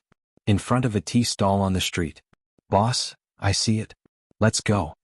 After a short exchange, a few bailiffs quickly stood up and pushed through the crowd. They loudly said, "We are here to arrest a criminal of the imperial court. Unauthorized personnel, get out of the way." The crowd moved aside, and the few of them arrived at the entrance of the wonderful sound pavilion. The leading bailiff waved his hand and said, "Go in and search." They were enjoying the music when suddenly, a bailiff barged in. The guests in the pavilion were startled, and the musician stopped playing. When the beautiful woman saw the bailiff barge in, she hurriedly ran over and said in a panic, "Sir Bailiff, what's going on? We've always been doing proper business here." As she spoke, she stuffed an ingot of silver into the bailiff's hand. However, this tactic, which had always been successful, was useless at this moment. The constable raised his hand and pushed her away, coldly saying, "We are under orders to capture the imperial court's criminal. Someone told us that the criminal is being sheltered here. As for whether you are doing proper business here, we will know after a quick search." The beautiful woman was about to speak, but she was interrupted. "Stop talking nonsense." The leading bailiff glanced at her and said to the people behind him, "Search." The guests in the main hall were terrified and wanted to leave, but the main door was already blocked by the bailiffs. Naturally, they didn't dare to rush out and could only stand where they were, anxiously watching as the bailiffs went upstairs, kicked down the door and searched. They just didn't know how many of the people inside would be so frightened that they would be permanently ill for the rest of their lives. Cui Shixin poured himself a cup of hot tea, raised his head to look upstairs and continued to drink his tea. For the past few decades, the Chu family had been like a holy land in the hearts of the scholars of the Jing kingdom. Grand Tutor Chu had students all over the world and had taught 2 emperors. In the current imperial court, including the left and right ministers, countless ministers had to respectfully address him as Old Man Chu. Grand Tutor Chu, who had always kept himself clean and was particularly strict with his descendants of the Chu family, probably did not want everyone in Jianghu to know that the eldest legitimate son of the Chu family was in a brothel and had some kind of perverted hobby when it came to making love with women. Fortunately, the bailiffs who were searching for the imperial court's criminal were from the capital governor's manor, so the Cui family was able to exert some influence. Otherwise, this scandal, which was enough to affect the reputation of the Chu family, would have spread far and wide. Cui Shixin raised his head to take another look, then slowly stood up and walked upstairs. On the main street, passers-by saw the officials blocking the entrance of the wonderful sound pavilion. They stopped in their tracks and watched from afar. In the restaurant on the opposite side, a large man poured warm wine into a cup and handed it to a middle-aged man opposite him. "Fifth master, the wine is warmed." The middle-aged man raised his wine cup. The burly man was about to sit down opposite him when he saw that the burly man's hand was trembling non-stop. The wine in the cup spilled all over his sleeves, but he didn't seem to care at all. He raised his hand and brought the wine cup to his lips. At this moment, there was not a single drop of wine left in the cup. "Fifth master, what's wrong? Are you very cold?" The large man hurried over and saw that the window behind the middle-aged man was open. He immediately said, "I'll go close the window." He stood in front of the window and glanced down. "Strange, what are those people looking at down there? Don't close it." At this moment, the middle-aged man's gloomy voice seemed to come from his throat. "But if you don't close it, the wind outside will blow in." I said, "Don't close it." Okay, if you don't close it, then don't close it." The large man helplessly shook his head. He waved at the waiter beside him and said, "Bring a heater over, hurry, hurry." The middle-aged man raised the empty cup and drank a mouthful. When he put down the cup, his arm couldn't help but tremble. The cup knocked against the table and made a clear sound. This attracted the attention of the people at the neighboring table. The large man walked over and looked at him. He asked in fear, Fifth master, are you sick?" "I'm fine." The middle-aged man didn't raise his hand. He said in a deep voice, "Pour the wine." "But, pour the wine." The large man could only obey. He watched as the cup of wine was brought to his mouth. There was not a single drop left, but he still pretended to drink heartily. He shook his head and filled the empty cup again. "I've been ordered to search for the imperial court's criminal. Don't touch the people inside." One of the constables kicked open the door and saw 2 naked worms on the bed in the room. He shouted loudly. The man and woman on the bed had long been scared silly. 2 bailiffs had already rushed in and roughly swept their eyes over them. Their gazes fiercely landed on the woman's body a few times, then looked at the man. They waved their hands with some disdain and said, "It's all right, you guys can continue." After walking out of the room, they looked at each other and walked straight to the innermost room. I've been ordered to search for the imperial court's criminal. Don't touch the people inside. The leading bailiff kicked the door open. The other two bailiffs immediately rushed in and rushed to the bed behind the curtain. Behind the curtain, the man's heavy breathing suddenly stopped and turned into panic. Who are you people? The leading bailiff looked at the man on the bed and was stunned for a moment. He immediately cupped his fists and said, My apologies, my apologies. I didn't know young Master Chu was here and disturbed you. Please forgive us. We will leave immediately. He looked at the bed. Chu Ping's hand was still on the woman's neck.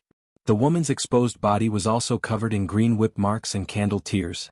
The constable sucked in a breath of cold air and looked at Chu Ping. He cupped his fists again and said, This? Young Master Chu's preferences are really unique. Young Master Chu, don't worry. We didn't hear or see anything tonight. Please continue. He waved at the two people in the room and said, What are you waiting for? Hurry up and leave. When they reached the door, a figure came in from outside. Cui Shixin looked at them and his face darkened. He said angrily, Who let you in? The bailiff smiled apologetically. Before he could say what he had rehearsed beforehand, he suddenly heard a terrified voice from the bedside. Chu Ping fell from the bed. His face was pale and bloodless. He murmured, This can't be real. This can't be real. Shuang, wake up. I didn't use any force just now. I really didn't use any force just now. The bailiff looked at this scene in astonishment. Before he could ask, one of the bailiffs looked at the naked woman lying on the bed. He slowly extended his hand and put it in front of her nose. He then turned his head and said in disbelief, Dead? Dead? What? Cui Yinxin and the bailiff's expressions changed at the same time. In the restaurant, the burly man looked at the middle-aged man whose clothes were mostly wet. He shook the empty wine flask and said, Fifth Lord, there's no more wine. Let's go back. The middle-aged man picked up the remaining wine in his cup and slowly spilled it on the floor. He supported himself on the table and stood up with some difficulty. He said in a hoarse voice, Let's go back. That person is the Qin clan's fifth lord? Based on the way that man addressed him, it should be him. I heard that when this Qin clan's fifth lord was young, he was a famous person in the capital. However, because the Qin clan had Qin Yin, he usually kept a low profile. How did he become like this now? You don't know. AI, this matter is also a sin. Downstairs, the burly man walked out of the restaurant with the middle-aged man on his back. He looked at the crowd and asked, Fifth Lord, do you want to stay and watch the show? A light cough came from behind him, followed by a hoarse voice, Let's go back. You really don't want to watch? The burly man asked doubtfully. Let's go back.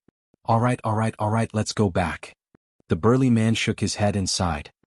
He carried the middle-aged man on his back and disappeared into the crowd.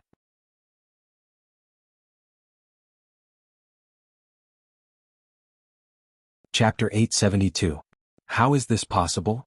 Cui Shixin's face was pale and his expression was one of fear. Is she really dead? How did she die? The bailiff once again placed his hand under the woman's nose and carefully examined her neck. With great difficulty he said, She was strangled to death by young Master Chu. Chu Ping sluggishly sat on the ground and continued to mutter to himself, It wasn't me. I told you that if she couldn't take it anymore she could just pat the bed and I would stop. Chu Ping, quickly put on your clothes and come with us. Cui Shixin finally came back to his senses. He looked at Chu Ping and said anxiously. He then instructed the constable, Go and open the window at the back. You two stand guard here. Don't let anyone in. Their original plan was to use the matter of Chu Ping visiting a prostitute to make the Chu family owe them a small favor. Who would have thought that a life would be lost? This favor was too great.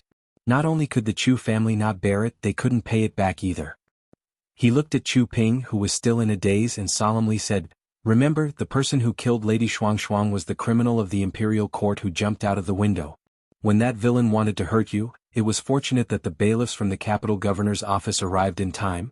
Seeing that Chu Ping was still sitting there and muttering to himself, Cui Shixin fiercely slapped his face and angrily said, Did you hear me clearly? Chu Ping's mouth was overflowing with blood as he raised his head to look at him. His eyes gradually regained their clarity and he nodded, I heard it clearly. Cui Shixin walked out and closed the door. He said to the two bailiffs at the door, Watch this place, no one is allowed to enter or leave. The beautiful woman walked over and worriedly asked, "Young Master Chui inside, shut up." Chui Shixing coldly looked at her and said, "Have everyone go downstairs. I suspect that there is a criminal of the imperial court among them. If they are found, your wonderful sound pavilion will not be able to escape responsibility." The beautiful woman's face paled. Criminal of the imperial court? In the Chui clan, Chui Qingming sat in the main hall, leisurely drinking tea. When he saw Chui Shixing rushing in from outside, he stood up and frowned. "What's wrong? Did you not succeed? Didn't you already use 1,000 silver taels to bribe that girl?" Chui Shixing swallowed a mouthful of saliva and said with a trembling voice, "It's done. Since it's done, why are you panicking? But that woman was killed by Chu Ping." "What?" Chui Qingming suddenly stood up.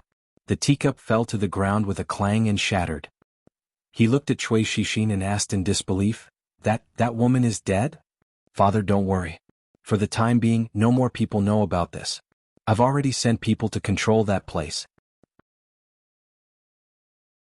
Chui Shixing looked at him and said anxiously, "Father, what should we do now? If they were only acting in secret, a few lives were nothing to them. However, the problem was that today's matter was specially arranged by them. Those bailiffs had caused such a huge commotion, it was impossible for them to easily cover it up. What about the capital governor's residence?" Chui Shixing immediately said, "I haven't sent anyone to inform them yet. Send someone to tell Lord Tseng to slow down his actions." "What about you, father?" "Get someone to prepare a carriage. I want to go to the Chu family immediately." In the Chu family, a middle-aged man looked at Chui Qingming and said, "Brother Chui, why have you come to the Chu family so late at night? Father is already asleep. If there's anything we can talk about it tomorrow." Chui Qingming took a deep breath and said, "Brother Chu, time is of the essence. I don't have time to explain to you now. If there's any delay, nephew Chu Ping will probably be in big trouble." Upon hearing his son's name, the middle-aged man immediately asked, "What big trouble?" Chui Qingming said in a low voice, "It concerns nephew Chu Ping's life and even more so, the Chu family's reputation." The middle-aged man's expression changed drastically. He immediately said, "Brother Chui, please sit here for a moment. I'll immediately invite father over." Chui Qingming didn't sit for long before he saw Grand Tutor Chu draped in a thick cloak and supported by someone. He hurriedly got up and said respectfully, "Greetings, Lord Grand Tutor." The old man waved his hand and asked, "Just what happened? Speak." Chui Qingming hesitated for a moment, then said, "Tonight, Xian and nephew Chu Ping went to the fine sound pavilion to listen to music. A woman in the pavilion revealed her feelings to Chu Ping. It's hard for young people to be a little impatient. Coincidentally, the constables of the capital governor's residence were searching for a criminal of the imperial court, and they accidentally ran into the two of them having sex." The middle-aged man's expression relaxed slightly. "If it was just this, it wouldn't be too serious. It was just a normal affair between a man and a woman, and it didn't count as visiting prostitutes. Even if it did, although it would damage the Chu family's reputation, it wouldn't be so serious that it would endanger their lives." The old man looked at him with a sharp gaze. "You came here so late at night for this?" Chui Qingming lowered his head and said in a low voice, "When the constables of the capital governor's residence went in, that woman was dead." A terrified expression appeared on the middle-aged man's face. The old man's body trembled and he couldn't even hold his crutch steadily. His beard trembled and he struggled to stand. He repeatedly said, this animal. Chui Qingming looked up and asked, "Xian has already ordered people to temporarily suppress this matter. Now, the people of the capital governor's residence will most likely go over. Qingming came here in the middle of the night to ask Lord Grand Tutor how this matter should be handled." The old man trembled as he walked to a chair and sat down. After a long silence, he waved his hand dispiritedly and said, "This old man is not the capital governor's residence. There is no need to ask me about this matter." A trace of anxiety appeared on the face of the middle-aged man beside him. He was about to speak when Chui Qingming suddenly said, "The criminal of the imperial court that the capital governor's residence captured was truly deranged. He hid in the fine sound pavilion and not only used cruel methods to kill that young lady, but he also wanted to harm nephew Chu Ping. Fortunately, the constables arrived in time." The old man didn't reply. He used the chair to support himself as he stood up with difficulty. His murky gaze rested on Chui Qingming for a long time before he waved his hand and said, "This old man is tired. Qingming is truly sorry to disturb Grand Tutor. Grand Tutor, please do not worry. This matter will definitely not involve nephew Chu Ping. Cui Qingming said this and bowed. Grand Tutor, rest early. Qingming will return first. The old man used his crutch to walk out the door. He shook off the middle-aged man's support and said in a hoarse voice, "When you return, have him kneel in the ancestral hall." The middle-aged man's expression was complicated as he slowly nodded. "Fifth Master, I'm leaving." The large man looked at the middle-aged man who had already taken off his clothes and went to bed. After saying this, he slowly retreated. A woman wearing coarse clothing walked over with a warm stove in her hand. She said, "The master is afraid of the cold, so I brought an extra stove in." The large man opened the door and said, "I'll help you put it in." The woman smiled and shook her head. "No need. Your hands and feet are clumsy and your footsteps are heavy. The master has just fallen asleep and will be woken up by others. It's better if I go, you go rest." The large man rubbed his head in embarrassment. Then I'll go to sleep first." The woman nodded. After the large man left, she walked into the room and placed the stove on the ground beside the bed. She straightened her body and looked at the middle-aged man on the bed in the darkness. She sighed and said, "You don't need to be sad.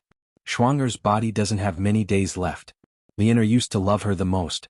To be able to do something for you before she goes to see Lianer, she must be very happy."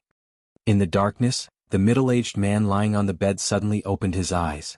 He clenched his fists and tore the bedsheets. A suppressed, beast-like roar came from his throat.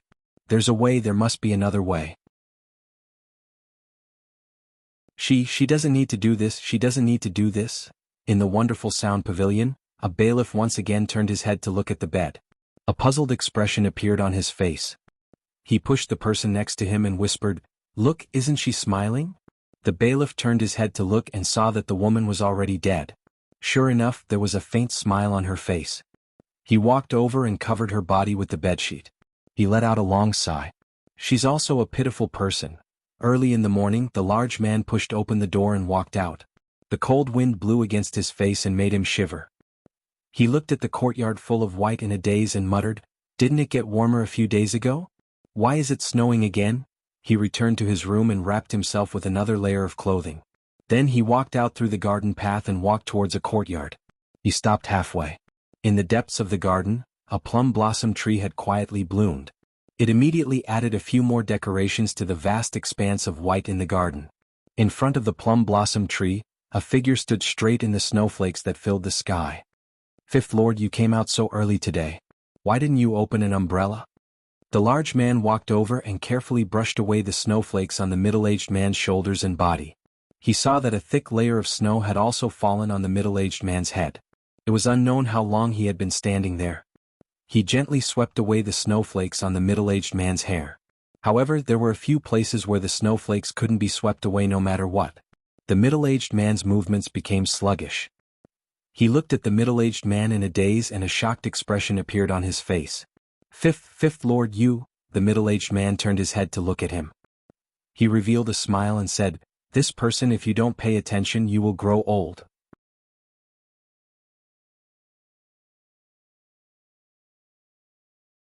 Chapter 873.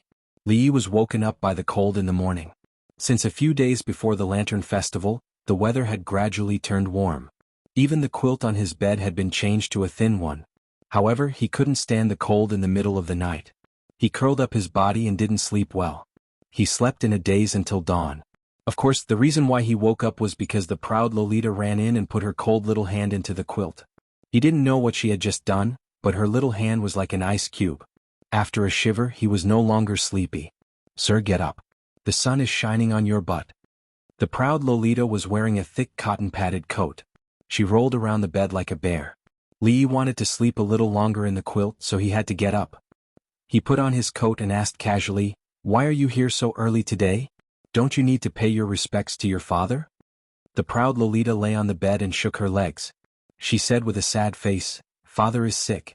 The imperial doctor said that father needs to rest well these days. I came over after seeing him outside." These days the old emperor's illness had become more and more serious. Li Yi was a little worried. He only hoped that the winter would pass quickly and that the worst situation would not happen now. Hearing the noise and laughter coming from outside, he wondered, "What's going on outside?" The proud Lolita curled her lips and said, "They are having a snowball fight. Sister Xiao Huan is already 17 years old, but she is still so childish. I have long stopped playing that kind of game. Li was stunned and asked, "It's snowing?" The proud Lolita nodded and said, "It started last night. It's very, very heavy. Sir, hurry up and get up. Let's go outside and make a snowman. Make the biggest one and make it bigger than theirs." The sudden heavy snow fell silently. Compared to previous years, there was not much snow this winter. However, it still snowed after the Upper Lantern Festival. This was something that had never happened in recent years. Of course, the night of the Upper Lantern Festival did not only have heavy snow, but also poetry. Searching for her thousands of times in the crowd. But when I look back, that person is standing in the dim light. This poem only took half a night to spread among the circle of scholars in the capital. The #1 scholar of the Jing Kingdom, whose poems had not been circulated for a long time, was so extravagant. This once again cemented his position in the hearts of those who loved poetry. This was not the only incident that caused a stir in the capital last night. There was a vicious court criminal who, while hiding from the bailiffs, hid in a music hall in the capital. After being discovered, in his anger and humiliation, he killed a musician in the music hall and escaped through the window. Now, his wanted poster had been posted all over the streets and alleys of the capital, as well as all the city gates. Furthermore, because that scoundrel had almost injured the young master of the Chu family, the capital governor's manor had already strictly ordered the yamen in the capital region to investigate the whereabouts of that criminal and offered a large reward. This made it so that if the people of Jingdo saw an unidentified outsider outside, they would all secretly pay more attention. The capital yamen. After an old man washed his hands in a copper basin, he respectfully said, "Sir, we have already investigated. This woman died because she suffocated. The 2 strangulation marks on her neck are the cause of her death." Zheng Shichen's face darkened. "Has the identity of this woman been investigated?" A bailiff came forward and said, "Sir, we have already asked the people in the Wonderful Sound Pavilion. That woman was a musician in the pavilion and had a bit of fame. She did not go to the Wonderful Sound Pavilion every day. As for the situation of her family, we are still not clear. We have already sent more people to investigate." The old man hesitated for a moment and then opened his mouth. "Sir, according to my examination, this woman was actually already infected with a serious illness and did not have much time left. Even if this did not happen, I'm afraid she would not live for more than half a year." Zheng Shichen sighed and said, "Even if she was already beyond cure and did not have much time left, half a year is still 180 days, 2,160 hours. This is still a case of murder." Someone finally stood up behind Zheng Shichen. Cui Qingming looked at the few people in the hall and said, "You may leave first." When the coroner and the bailiffs heard this, they immediately bowed and retreated. Cui Qingming looked at Zheng Shichen and said slowly, "This matter involves the Chu family. The royal tutor has already tacitly agreed to it, so there is no need to complicate matters. Furthermore, that woman does not have much time left. Sir Zheng should know what to do, right?" "Of course I know the severity of the matter." Zheng Shichen waved his hand. "I will order people to quickly search for that criminal. Don't worry." Cui Qingming smiled. "Then I can rest assured."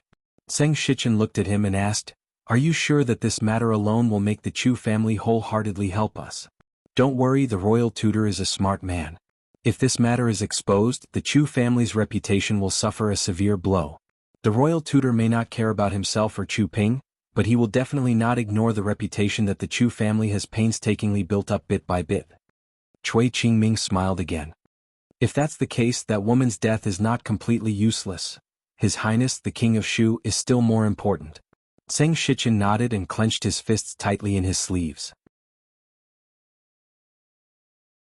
He looked at him calmly and said, "Since that's the case, leave the matters here to me. I believe in Sir Tseng." Cui Qingming cupped his hands at him and said, "I have to personally give a reply to the Chu family. I will take my leave first." "Take care." After sending off Cui Qingming, Qin Chong, who had been drinking tea to the side, stood up and said, "If this is all we have, we won't be able to touch the Chu family." Zheng Shichen shook his head. "It's not that we can't touch them, but that the time is not right." "The time is not right?" Qin Chong was taken aback. Then he looked at him and narrowed his eyes. "Do you know what you will do when the time comes? You must give up something to gain." Zheng Shichen looked at him and slowly said, "If you want to obtain something, you must first give up something. Be asterisk starred, you be asterisk starred. My Chu family has been of noble character and unquestionable integrity for generations. How did we produce a B***starred like you? Chu Ping knelt on the ground. In front of him were the memorial tablets of the Chu family's ancestors. Grand Tutor Chu raised the cane in his hand and struck it repeatedly on his back. The clothes on his back were already in tatters, and his back was a bloody mess. Grand Tutor Chu's breathing was ragged. A middle-aged man hurriedly patted him on the back and said, "Father, father, don't be agitated." Grand Tutor Chu shook off his hand and looked at him. He said angrily, "You taught your son well." His son had always been traveling with his father, and he had never taught him anything. Although the middle-aged man felt wronged, he did not dare to say anything. Chu Ping knelt there and wailed, "It's all my fault. I've disgraced the Chu family's ancestors. Grandfather just beat me to death." "Beat you to death? What's the use of beating you to death? Will that woman come back to life if I beat you to death?" Although the old man said this, the cane that he had raised did not come down again. He panted slightly and glanced at Chu Ping. A trace of loneliness appeared on his face. As he turned to leave, he said, "Let the ancestors of the Chu family watch. Let him kneel here for 3 days." Chu Ping lay on the ground, his body trembling. He loudly said, "Thank you, grandfather, thank you, grandfather."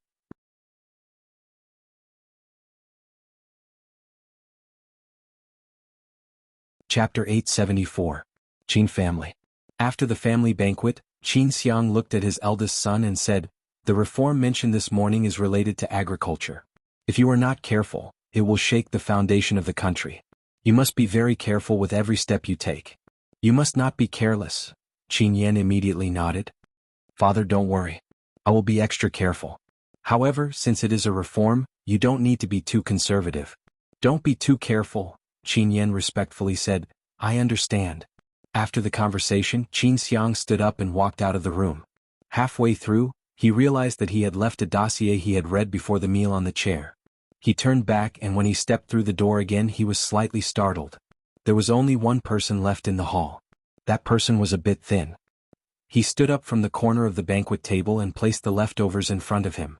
Before he sat down, he saw Qin Xiang standing at the door. "Father?" He looked at Qin Xiang and was surprised. Seeing him looking at him, he looked down and smiled. "There is still a lot of food left. If I don't eat, it will be a waste." Qin Xiang looked at his youngest son and was startled. There were strands of white hair on his head. When he smiled, there were wrinkles on his face. He was the youngest of the 5 Qin brothers, but he looked much older than his eldest brother. The old man realized that he had not paid attention to his son for a long time. "Those dishes are already cold. If you're not full, just ask the kitchen to make another serving." Qin Xiang brought the file over. When he walked out, he paused and said, "Don't eat too much at night. Rest early and be careful of your body." "Qin," he nodded. "Father." Qin Xiang heard the voice and turned around. "Qin," he looked at him and said with a smile, "The court is in turmoil. Although father is in a high position, you still have to be careful." Qin Xiang frowned and said, "Recently, the court has been unprecedentedly stable. How can there be turmoil? Don't believe the rumors outside." Qin, he listened respectfully. After he finished, he nodded and said, "Thank you, father, for the reminder. I understand." Qin Xiang took another deep look at him, then turned around and left. Fifth young Master Qin looked at the leftover soup in front of him. The clear soup reflected his image. He stroked a strand of white hair on his head and stared at the soup in a daze. On the night of the Lantern Festival, it snowed all night. Although the snowfall gradually subsided, it still did not clear up. It was still early in the morning. On the streets of the capital, other than a few shops that had their doors half closed, most of the shops that faced the streets were tightly shut. A woman with her hair wrapped up and wearing only a thin shirt stood in front of a small building and knocked for a long time. When a beautiful woman inside opened the door, she rubbed her face that was red from the cold and smiled. "My sister is a musician in this building.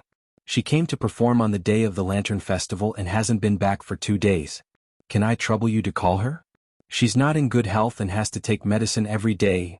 The beautiful woman rubbed her sleepy eyes and yawned.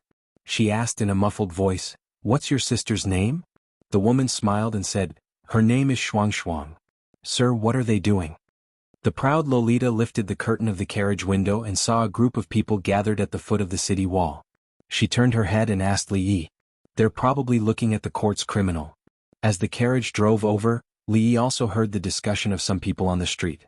It seemed that yesterday a criminal wanted by the court committed a murder case in the capital. Using the chaos of the Upper Yuan dynasty, he successfully escaped. This made the higher-ups very angry. They did not hesitate to issue a large warrant for his arrest. The bounty was even more generous. They paid a great price to capture this person and bring him to justice. The capital was under the feet of the emperor, and the criminal was a criminal wanted by the court. Coincidentally, it was the Lantern Festival. It was no wonder that the higher-ups had such a big reaction. However, with the warrant being issued, unless the criminal had the ability to change his appearance, it would not be easy for him to escape near the capital. It must be known that around Jianghu, there was a group of madmen who wanted to farm points to raise their ranking.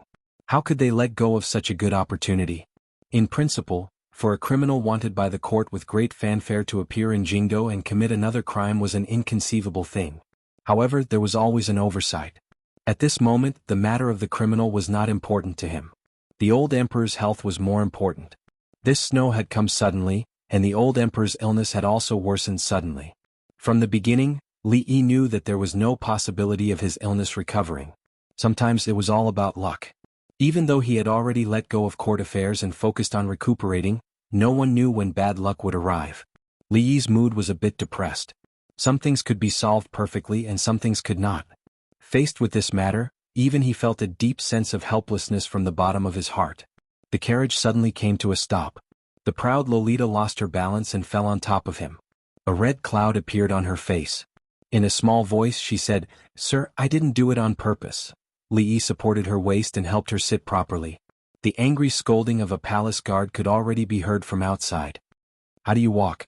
Don't you have eyes?" After scolding, the guard knocked on the carriage in a panic and asked, "Your Highness, are you all right?" "I'm fine," the proud Lolita replied in a small voice. She then asked, "What happened outside?"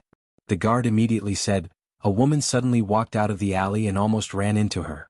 I had no choice but to rein in the horse and disturb your Highness. Please forgive me, your Highness." The proud Lolita asked in a quiet voice, "She didn't hurt anyone, did she?" A guard had already helped the woman who had fallen to the ground up. He furrowed his brows and asked, "Are you all right?" The woman didn't look at him. Her eyes were unfocused as she walked forward in a daze. Strange person. The guard glanced at her and turned his head. "Your Highness, she didn't hurt anyone. Let's keep going." Li Yi lifted the curtain to take a look, only to see a distant silhouette. He shook his head and lowered the curtain again. After visiting the old emperor, the dark clouds in Li Yi's heart dissipated a little when he walked out of the hall. Naturally, it was because his illness wasn't as serious as he had expected. It was probably because of the sudden drop in temperature that he was having a relapse. A eunuch led him to the side hall and said that the heir and the eldest princess were already waiting there. When Li Yi and the proud Lolita walked in, they found that they weren't the only ones in the side hall. Princess Ning was holding Mingzhu's hand and talking. Li Xian was playing chess with Ning Wang. Seeing them enter, Princess Ning waved at the proud Lolita. "Shaning, come quickly, come here." Li Yi bowed slightly and said, "Greetings to Ning Wang and Princess Ning." Every year at the beginning of the year, the nobles from all over would enter the capital. Because Li Xian was in the capital, Ning Wang's family would often stay for a few more days. "Dr. Li, no need to be so courteous." Ning Wang waved his hand and looked at him. He shook his head and said, "In terms of the ability to judge people, I really am not as good as my royal brother. Dr. Li is an outstanding person. I actually misjudged you back then."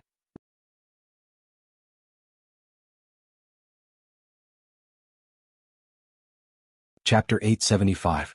You flatter me, your Highness. Li Yi cupped his hands in greeting politely. He did not appear overly intimate, nor did he appear overly distant. His friendship with Li Xian was limited to the two of them. He once had some connection with Ning Wangfu, but that was a long time ago. "You've been in the capital for so long and you even have a child, but your chess skills haven't improved at all." Ning Wang picked up a black piece and put it down. He looked at Li Xian and shook his head. Li Xian smiled awkwardly and said, "Father's chess skills are superb. I am ashamed." Ning Wang looked up at Li Yi and suddenly said, "I wonder if Dr. Li is interested in playing a game with I?" "To tell you the truth." Li Yi looked at Ning Wang and shook his head. "I am not proficient in Go." He was speaking the truth. He had never played Go in his previous life. Although the rules and playing methods could be easily learned, he couldn't learn the experience. Otherwise he wouldn't have to play with the proud Loli and release the Dumbo, the earth-drilling mouse, and the celestial dog. With his current level of Go, he could only fool ordinary people. He was far from a master of Go. Li Xian had already given up his seat. He said, "You are the #1 talent of the Jing kingdom. Don't be humble. It would be best if you could win a few games against father and help me save some face." Li Xian stood up. Ning Wang was sitting across from him and looking at him. It would be too awkward to refuse again. Li Yi could only nod and sit across from Ning Wang. "Sir, you are playing Go with uncle." The proud lowly ran over from the side and sat next to Li Yi. She propped up her chin with her hands and poked her head out to watch the game. Princess Ning and Emingzu also walked over. Ning Wang looked up at Li Emingzu and said, "These days, thanks to you, brother can recuperate in peace. If it were anyone else, he wouldn't be able to relax in the affairs of the court." Princess Ning held her hand and said worriedly, "Look, it has only been a year. You are so thin now." Li didn't quite understand Princess Ning's words. She drank soup every day and he even added some special ingredients to the soup. How was she skinny? Martial artists like her had well-proportioned bodies and didn't have any excess fat on their bodies. From head to toe, there were parts of her body that were fatter than a year ago. It was impossible for her to be skinny. "It is indeed inappropriate to let you decide the affairs of the country alone." Prince Ning put down a piece and said, "The efficiency in the 3 provinces is low, and there are many useless people. Outside the 3 provinces, you should make an exception and find some talented and virtuous people to help you deal with those trivial matters." After he said, he looked at Yi and said, "Dr. Li is really not good at Go." Before Li Yi could speak, the proud lowly wrinkled her nose and said, "Uncle, I will play for you." Ning Wang smiled and said, "Since when does our Shaning know how to play Go? I will not play with you. If your father knows, he will say that I am bullying the young." The proud lowly put a piece on the board and said discontentedly, "Uncle, don't look down on me. I'm very good at Go." Good. Shaning is the best." Seeing that Li Yi didn't mind, Prince Ning didn't say much. He played with her hand, but his moves were not as sharp as before and became casual. Princess Ning continued the conversation and looked at Emingzu. She said, "Your uncle is right. You still need to find someone to help you in the affairs of the country. The capital governor is good. The people from the Xin family are said to be very capable. Prime Minister Qin is old now, but there are still a few people from the Qin family in the court. Like father, like son. In short, it is not so easy to take over the government affairs. Don't tire yourself out. Dong Wenyun is indeed very capable. Although the one from the Xin family is not as good as him, he is also not bad. As for the Qin family, except for Prime Minister Qin, there is no one capable." Prince Ning shook his head. He seemed to think of something and said, "Qin He of the Qin family, what is his position in the court now?" "Qin He?" A glimmer of confusion appeared in Mingzhu's eyes. In the second generation of the Qin family, other than Qin Yan, there were 2 other people who were officials in the court. She had never heard of this Qin He. Li Yi, who was watching the proud lowly play Go, said, "Qin He, the 5th son of Prime Minister Qin. He has always been idle at home and has no official position." "That is a bit strange." Prince Ning shook his head and stopped thinking about these things. He continued to talk about the matters of the court with the eldest princess. Li Yi had always thought that this Prince Ning, who was far away from the capital, was just an idle prince. However, when he talked about these matters, it was as if he had been in the court for a long time. It was truly surprising. Qin He, the 5th master of the Qin family. He had just said that the Qin family had no one capable, but he had singled out Qin He.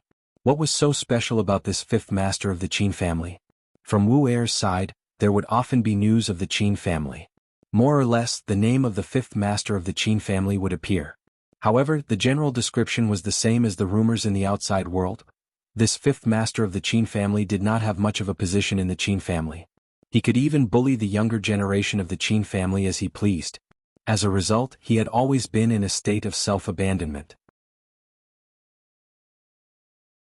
However, sometimes he would do some strange things.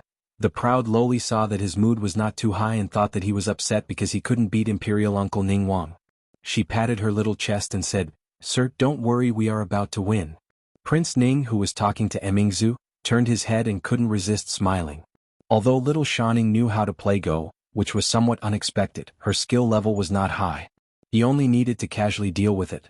This Dr. Li was a friend of Emingzu and Xian. Naturally, he couldn't let him lose too badly. However, this game of Go had reached this point, so there was no need to continue. He smiled and picked up a chess piece. Just as he was about to put it on a certain position, his arm sank halfway. After a slight pause he could no longer smile. The proud lowly raised Li Yi's palm and reached out her little hand to give it a pat. She said with a smile, "Sir, we won." The princesses of the royal family were not easy to deal with. Don't compete with Mingzhu, don't play Go with Shanning. This was an iron rule. Prince Ning lost a game of Go. He was surprised by the proud lowly's Go skills and proposed another game. Of course the proud lowly would not refuse. After all, Prince Ning had been immersed in Go for many years. No matter how talented the proud lowly was, she was only 14 years old. After a fierce fight, she gradually fell into a disadvantage. Of course, the one who lost in the end was still Prince Ning. Turning defeat into victory and reversing the situation was the proud lowly's specialty. Especially after she used the flying chess, the invisible chess, and the ultimate move of eating up the small chess pieces, Prince Ning lost without any suspense. The old emperor's illness was not as serious as he had imagined, which made him feel a little relieved. On his way home, sitting in the carriage, he inadvertently glanced out through the gap of the curtain, only to find that Fang seemed to have a lot on his mind. Before he could ask, Fang opened the curtain a little and asked, "Young master, I have a question to ask you." Li sat up straight. The first thing he thought about was whether he had encountered anything recently, so that he wouldn't be hurt by his words. After finding that he probably hadn't, he looked at him and said, "What's the matter? Say it." Fang looked at him and hesitated for a long time before he said, "I want to take little Hong home. What do you think will happen?" "I think you will die." Li looked at him and said without any hesitation.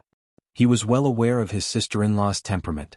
She had bought a large mansion in the capital city, and all the servants in the house were men. Not to mention young and beautiful maidservants, there wasn't even an old lady with yellow pearls. Forget about bringing Xiaohong back. If she knew what Lao Fang had been secretly doing for the past 2 years, Lao Fang wouldn't be sitting in the carriage and asking him this question now. With his timid personality, how could he suddenly have such a suicidal idea?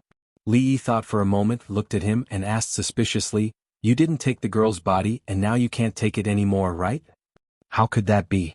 Fang waved his hands repeatedly. "Young master, even you don't dare to do this kind of thing. How could I? Really? Really?" Fang raised a hand. "I swear if I say half a word of lie, let me be struck by lightning." "No sincerity." Li shook his head and said, "It's winter, how could there be lightning?" Boom.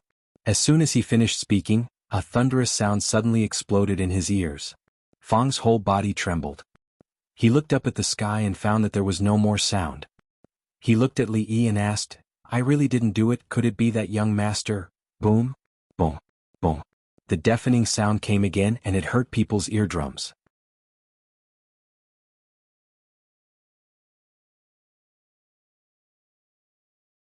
Chapter 876.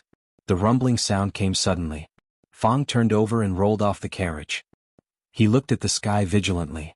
After listening for a while, he realized that the sound did not come from the sky. He turned his head and saw that not far ahead, there was a woman beating the big drum in front of the yamen. What he heard just now was not thunder but the drum. He breathed a sigh of relief and jumped back into the carriage. He said, "So someone is beating the court drum." I was scared to death. The court drum was a large drum erected in front of the yamen. It had 2 functions.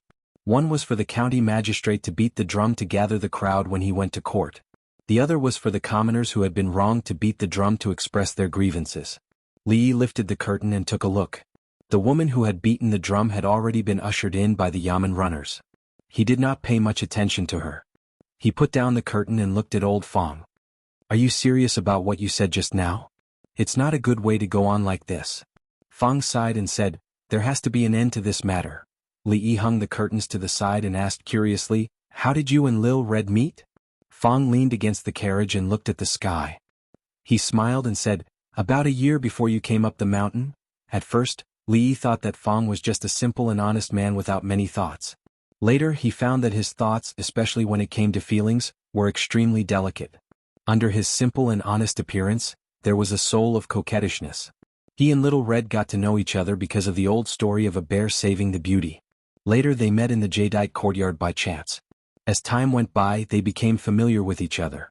They communicated with each other across the wall in the jadeite courtyard and gradually developed to the point where they were today. According to Fang, it was not to the point. At present, the two of them only held hands in a pure relationship. The relationship between him and Mrs. Fang should be familial, and Little Red was probably Fong Fong's love. As for how to make the two perfectly fuse, if he knew, he wouldn't have to run between them every day. His own affairs were still a mess, and he couldn't help much with Fong's family affairs. Li Yi could only shake his head and say, "Let's think about this at length." "That's right, let's take our time to think about it." Fong nodded and said, "Miss Zuemo has already succeeded. Second Miss Ruoqing, Princess Royal, Miss Lin, and even Xiao Huan hasn't married yet. I'm afraid that the little princess only has Xiao Huan in her heart. We need to think about them one by one." Li Yi thought for a moment and said, "Well, I'll ask Rui to go over and talk to Mrs. Fong. Tell her that you want to bring another mistress back. As the first wife of the Fong family, she should be generous and not obstruct you. She will definitely listen to Rui. How about it? That's good enough, right?" Fong waved his hand repeatedly. "Forget it. I can solve this kind of trivial matter myself. I don't want to trouble Miss." The carriage gradually went away. In the yamen, a constable sent the woman out, shook his head and said helplessly, "Miss, this case has been handled by the yamen from the beginning to the end. You can go there and ask." The woman's face was pale, but she still nodded and said, "Thank you, constable." The constable looked at her and said with pity, "Miss, let me remind you, when you go to the yamen, don't knock the drum in front of the gate. Chu Ping Chui Shixin." Li Yi crumpled the paper in his hand into a ball and threw it into the stove. Chui Shixin and the young master of the Chu family were also in the wonderful sound pavilion when the imperial court criminal committed the murder. It was said that they were almost implicated. This was also one of the reasons why the capital governor's office placed so much importance on this case. He had never underestimated the Chu family and had always sent people to keep an eye on them. However, this matter had been handled by the yamen from the beginning to the end. Zheng Shichen hadn't sent any news, so there shouldn't be any problems. He warmed his hands by the fire, then picked up his brush and began to write on the rice paper spread out on the table.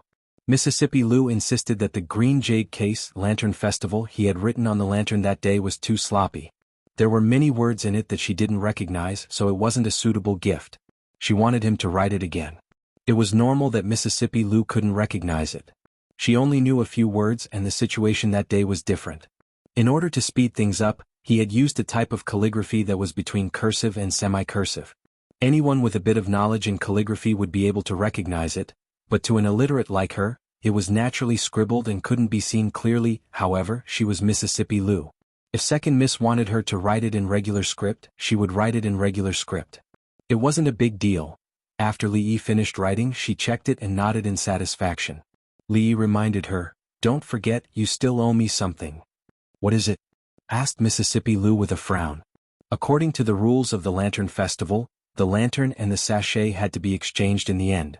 Mississippi Lu took his lantern, so she naturally had to give him a sachet. This was the rule of the game. "Since you took my lantern, you have to give me something. It's something that you women wear closely," reminded Li Yi again. Mississippi Lu frowned even more. "What are you talking about?" Li Yi pointed at her chest. "You still haven't guessed it?" "That year in the Mid-Autumn Festival, in that garden, those women stuffed it into my arms." Mississippi Lu finally understood. The doo-doo that was stuffed into his arms was thrown away by her. She looked up at him and asked coldly, "Are you sure?" Li Yi looked at her expression and said in surprise, "It can't be. It's not something valuable. You can't even bear to give it to me. Why don't you return the lantern to me? I don't want that thing anymore. Come in, I'll give it to you." Mississippi Lu thought for a moment. She crossed her arms and walked into her room. She said, "Remember to close the door." It was just a sachet. Why did she have to be so mysterious and close the door? It was not like she was doing something shameful. Li Yi shook his head and followed her in, at the entrance of the capital magistrate's office. "How many times have I told you? No one has claimed the body. It has long been buried in a mass grave. As for where it was buried, how would I know in the dark?" A bailiff impatiently waved his hand and said, "The magistrate's office is already doing its best to capture the culprit. The wanted poster has already been sent out. As long as the culprit is still in the capital, he won't be able to escape even if he has wings. Don't worry. Once we have news of the culprit, we will immediately send someone to inform you." The woman said softly, "Even in the hot summer, an unclaimed body should be kept for at least 3 days. Moreover, it is winter now, so it should be at least 7 days later. It's the new year. The coroner has already examined the body. There is nothing suspicious about the case. We just need to wait for the culprit to be brought to justice. The yamen has nowhere to keep it for you. I've already told you what you need to know. I'm warning you, don't cause trouble here again. If you do, we won't be polite anymore." When the bailiff spoke again, his tone had become angry. The woman knelt in front of the yamen and said in a sorrowful voice, "I just want to know how my sister died." On the street, passers-by gradually gathered around and looked at the woman with puzzled gazes. They looked at the yamen's door and pointed at it. When did she have another sister? In the back hall of the yamen, Shui Qingming slammed his hand on the table and said angrily. Zheng Shichen took a sip of tea and said unhurriedly, "Although this is unexpected and there are a few more variables, it may not be a bad thing. If even her family believes that the woman died at the hands of the culprit, then there will be no more changes to the case in the future. I'm just afraid that the changes will happen now." Shui Qingming narrowed his eyes and murmured. Hearing the murderous intent in Shui Qingming's words, Zheng Shichen raised his head and glanced at him. He stood and said, "This woman must not be touched." Shui Qingming smiled and said, "Brother Zheng, there is no need to remind me. I know that if anything happens to this woman, it will attract the attention of people with ulterior motives." Zheng Shichen nodded and said no more. The two of them discussed a few more things before Shui Qingming left the yamen through the back door. When he stepped onto the carriage, his body paused slightly and he turned his head to look at a guard in front of the carriage. He stretched out his hand and lightly waved it in the air. Inside the yamen, at the dining table, a woman heard the rumbling outside and put down her bowl and chopsticks. She said with dissatisfaction, "What is going on outside? There is no end to it, is there?" A yamen runner came in from outside and said with a bitter face, "My lord, that woman did not listen to our advice at all. She has begun to beat the drum and complain about her grievances again." Zheng Shichen put down his chopsticks and his face darkened. He said, "The capital yamen is not a place for her to behave atrociously. Guards, arrest that woman. Give her 20 strokes of the cane and temporarily put her in prison." The yamen runner was stunned and said with some uncertainty, "My lord, this punishment, isn't it a bit too heavy?" Zheng Shichen waved his hand. "No matter. The prestige of the yamen is not to be provoked. Only a heavy punishment will serve as a warning. Just be careful when executing the punishment." The yamen runner said no more and bowed. This subordinate obeys.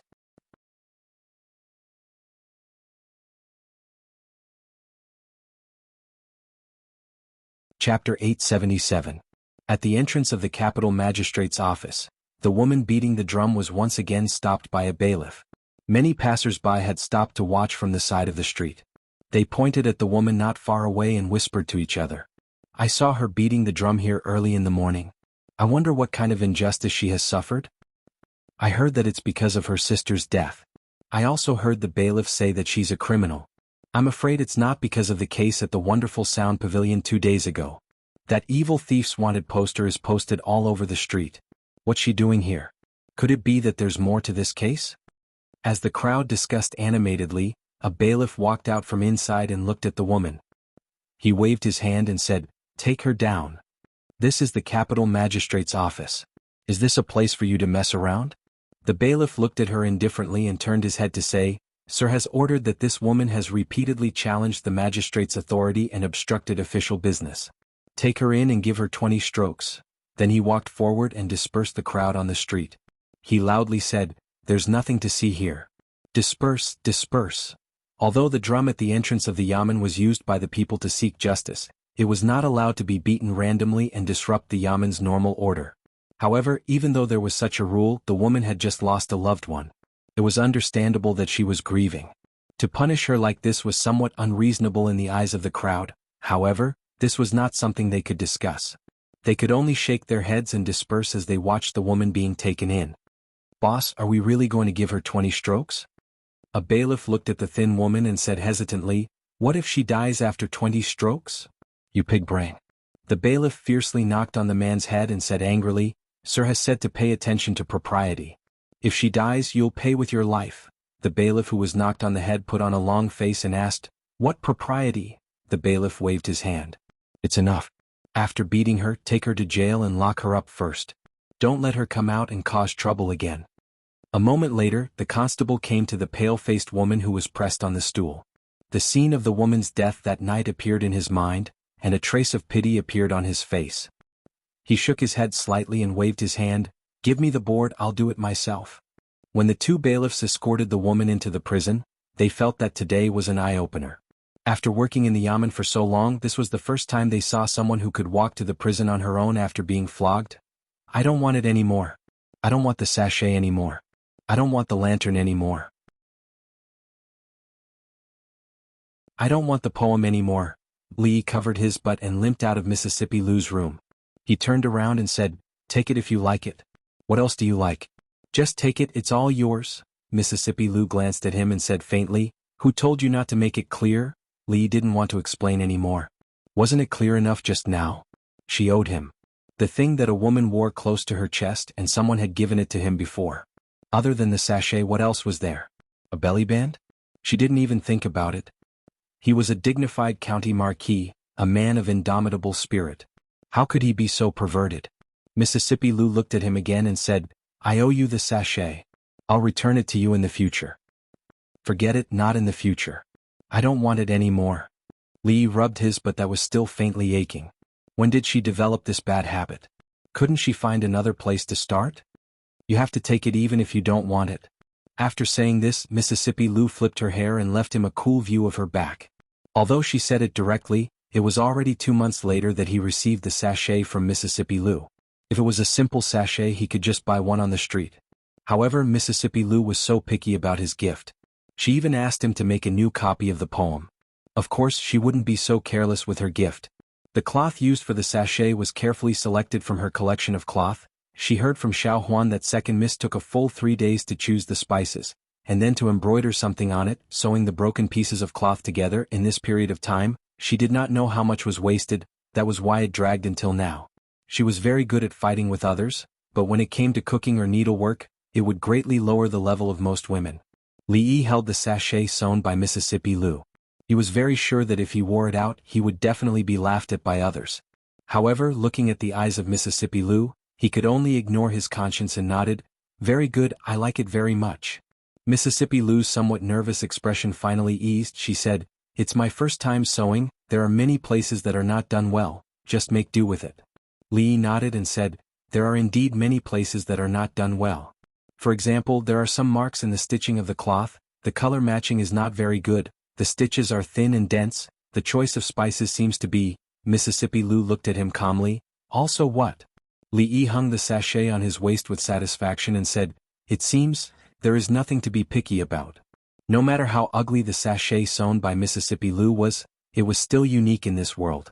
He either insisted on this truth, or beat her and tell her what was wrong with the choice of spices and the matching. Today, Li Yi did not have the time to fight with her for 300 rounds to correct her mistakes, because today was the day that Lin Wanru and Lin Yong set off to return to the Qi Kingdom. The caravan of merchants from the Qi Kingdom who came along with them had left the capital city long after the Lantern Festival. They had stayed for more than 2 months. If they did not return soon, the Lin family's business in the Qi Kingdom would most likely have an unforeseen event. He had discussed all the details of the cooperation with her a month ago. This time he would also send a caravan of merchants and guards to escort them to the Qi Kingdom. The caravan arrived at the city gate. Rui and Lin Wanru were talking. Rui came down from the carriage and patted her hand saying, "It's a long journey from here to the Qi Kingdom. Sister Lin, be careful on the way." Lin Wanru smiled and said, "Although it's a long journey, we've gone back and forth several times. With these guards escorting us all the way, you don't have to worry, sister." Then she walked to Li Yi's side, looked at him, smiled and stretched out her hand saying, "Goodbye."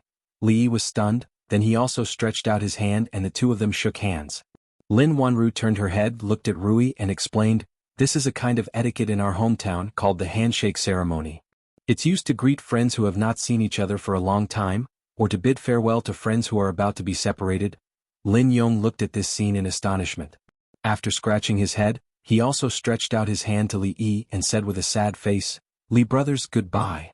Li Yi punched him hard on the shoulder and said with a smile, "Why are you pulling a long face? It's not like you won't see each other. In less than half a year, I'm afraid you'll have to come back to the capital again." Lin Yong smiled honestly and said embarrassedly, "It's not that I can't bear to part with you, Li brothers." Li Yi smiled and said, "Two men, don't be so sentimental. I can't bear to part with the food cooked by Li brothers." After Lin Yong finished speaking, Li Yi was stunned, then he waved his hand and said, Let's go, let's go." He watched Lin Yong get into the carriage with a big smile, leaning against the carriage and waving at him. When Lin Wanru bent down to lift the curtain, she looked back and disappeared behind the thick curtain in the next moment. The convoy slowly drove out, and when the last carriage could not be seen, Li Yi turned his head and said, "Let's go back." "Mother?" The city gate was crowded with people and it was noisy, but he and Ru Yi both had extraordinary hearing. How could they not hear this childish and somewhat muffled voice? Ru Yi looked down at the little fellow in the swaddling clothes, and a happy expression appeared on her face. She suddenly looked at Li Yi and asked, "Husband, did you hear that just now?" Although the 6-month-old child could not understand language yet, under the deliberate guidance of his mother, he was already able to spit out words one by one. Li Yi sighed and said, "As expected, my wife still won." Li Duan also seemed to feel Rui's joy. He curled up in the swaddling clothes and smiled. He opened his mouth again and made a vague sound. "Little, mother."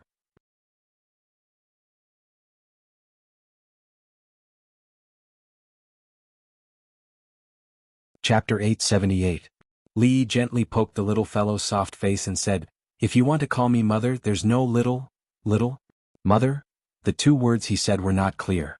They were vague and could barely be distinguished. A 6-month-old child, even if he was gifted or had been guided early, could only say a few more words. It was unlikely that he would understand the meaning. Li Yi guessed that apart from Rui, Xiaohuan was the one who spent the most time with him. She had heard so much that when she forced herself to say it, she would naturally be confused. However, in this way, who was the winner or Rui? In detail, Xiaonyang was also a mother, so Rui was a little better. When he returned home, the proud Lolita had already come over. She bounced out of the yard and asked, "Sir, where did you and Sister Rui go?" The little fellow stretched out her hand from Rui's arms and said vaguely, "Little mother?" Li Yi remembered that when he made the bet with Rui, the proud Lolita was the referee, so she was the one to announce the final result. The proud and pampered Lolita's eyes spun as she said, "But little Duaner didn't call out father or mother." "Sir, and big sister Rui didn't win?" Li Yi pinched her face and asked, "Neither of us won, so who won?" "If neither of us won, then of course the referee won." The proud Lolita said seriously, "So, sir, you have to promise me one thing." "What is it?" As soon as Li Yi said it, he felt that something was wrong. How could there be a referee in a match? However, the proud Lolita didn't give him a chance to change his words. She said with a smile, "I haven't thought about it yet. I'll tell you when I've thought about it." She seemed to be afraid that Li Yi would go back on his words, so she ran away quickly after saying that. Rui looked at him, smiled and said, "Since my husband didn't lose, then the agreement between me and my husband." Li Yi waved his hand and said righteously, "Lil mother is also a mother, so it's still my wife who wins." Walking on the street with the incognito eldest princess and looking at the orderly Jingdo, Li Yi turned his head and asked, "How has the emperor been these 2 days?" Emingzi shook her head and said, "It's better than before, but I'm still resting in bed most of the time." Li Yi didn't know how to continue this topic. The old emperor's health was deteriorating year by year. Even Li Yi himself wasn't confident. A few carriages slowly approached from the front. Li Yi and she moved back a little. Looking at the carriages slowly moving away, Li Yi murmured, "These carriages look a little familiar." Emingzi turned her head to look and said calmly, "An envoy from the Qi kingdom." Li Yi asked in surprise, "Why did the Qi kingdom send an envoy here again?" From what he remembered, ever since the third prince of the Qi kingdom had caused a ruckus in the Jingdo, the envoy from the Qi kingdom had returned. Later on, the friction between the two countries intensified. Even now, there were still occasional disputes on the border. What was the purpose of the Qi kingdom sending an envoy here again at this time? To negotiate for peace. Emingzi looked at the bustling crowd in front of them and said, "The emperor of the Qi kingdom is seriously ill. I'm afraid he doesn't have much time left. The eldest prince and the third prince of the Qi kingdom are locked in a fierce struggle for the throne. The court is also divided into 2 factions that are evenly matched. This time, the envoy from the Qi kingdom has come to the capital on behalf of the eldest prince to negotiate for peace with us. The eldest prince is the crown prince of the Qi kingdom. Even if the Qi kingdom doesn't value the eldest son as much as other countries, the eldest prince has, after all, entered the East Palace. He's the heir apparent in name. There's no lack of support in the court. Why would he need our help?" At this delicate moment, the eldest prince had sent an envoy to negotiate for peace. Naturally, it wasn't just to negotiate for peace.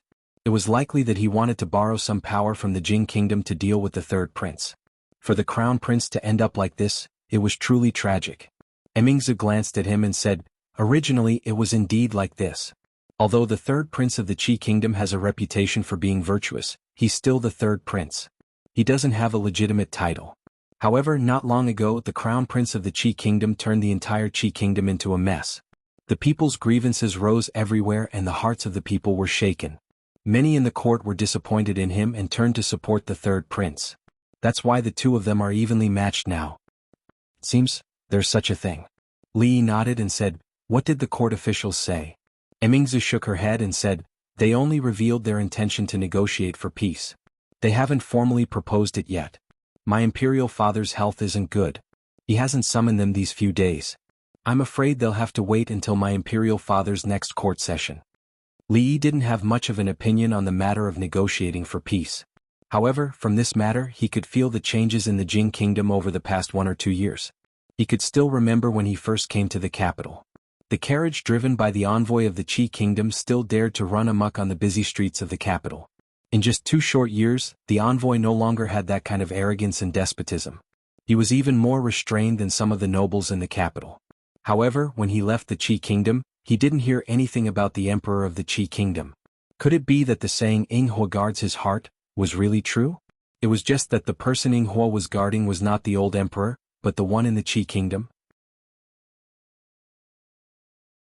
He wasn't so free that he would even worry about the affairs of the Qi kingdom, so he didn't ask more. This time, the princess went out incognito to see the suffering of the people. At the same time, she also went home to get a meal and spar with Mississippi Lu. In the last few spars, Mississippi Lu had always been slightly better. She was usually busy with political affairs, so it was impossible for her to practice martial arts every day like Mississippi Lu. Occasionally she would spar with him. Perhaps she had even learned something from it and progressed quickly. Of course, in this way, the eldest princess had lost both in person and in spirit. Although compared to before the gap between the two had shrunk a lot, after drinking too much soup, the effect was naturally not as obvious. In front of Mississippi Lu, it would be difficult for her to raise her chest in this lifetime. Emingzu casually pointed to the front and said, "In front is the government office of the capital. Let's go in and take a look." Li nodded. He hadn't seen County Magistrate Lu for a long time. He didn't know if the hurdle in his heart had been crossed or not. "You two, what grievances do you have? Don't be anxious. Speak one by one." Sitting in the hall, Jingdo Magistrate Lu Daio gently tapped the gavel and pointed to the two people below. An old man below replied, "Sir, my daughter went to the river to wash clothes yesterday morning and has not returned yet." Hearing this, Lu Daio furrowed his brows and looked at the other person. He asked, "What about you? Why did you report the case?"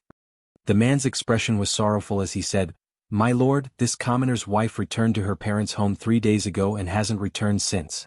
This morning this commoner went to her in-laws' home to inquire, but they said that they had never seen her. My lord, you must uphold justice for this commoner." 2 more have gone missing? Lu Daio's brows furrowed even more. In 1 month, there had been over 10 women who had mysteriously disappeared. He was about to open his mouth to ask more details when his eyes flickered and his body suddenly shook. He quickly walked out and bowed. "Greetings, Your Highness Sir Li." Prime Minister Qin walked out of the door and said to an elegant young man, "After you go back, help me bring a message to the Grand Tutor. Tell him that in 2 days I will come to visit him." "I will certainly bring the message." Chu Ping bowed and said, "I will remember Prime Minister Qin's teachings. I will take my leave today." Prime Minister Qin nodded and said, "Qinyu, go see Chu Ping off." Qinyu walked forward and extended his hand. "Brother Chu, please." Chu Ping looked at him and smiled. "Thank you, Brother Qinyu." Chu Ping walked first and Qinyu followed behind him. His footsteps were very slow because the young man in front of him seemed to have trouble moving his feet. His steps were deep and shallow and his pace was also very slow. Prime Minister Qin watched the two of them leave and slightly shook his head. The two of them were of the same age, but one of them spent all day visiting the great scholars and learned scholars in the capital, seeking knowledge and dispelling doubts. The other person was a playboy that everyone in the capital hated. In the garden, the large man glanced outside and asked, "Who is that person?" "These past few months, he has been coming to our house every few days." "The successor of Grand Tutor Chu. He is thirsty for knowledge and is indeed different from those playboys." The middle-aged man's gaze looked in the direction that the young man disappeared in and slowly said. The large man nodded and said, "He looks all right, but his legs are not very nimble." The middle-aged man's gaze was still looking in that direction. After a long time, he withdrew his gaze and looked at the large man. "You've been by my side for 2 years?" The large man scratched his head and said, "I forgot, but it seems so. 2 years is not a short time." The middle-aged man sighed and stood up. He looked at the large man and said, "There is an important matter that I need you to do." The large man revealed a puzzled expression. "What is it?" The middle-aged man waved his hand and the large man moved his ear closer. "Fifth Master, don't worry. Leave this matter to me. There will be no problem." After a moment, the large man's face revealed an excited expression. After patting his chest, he quickly left. The middle-aged man watched him leave. After a long time, he sat down again and took a sip of tea. He muttered, "It has already been 2 years.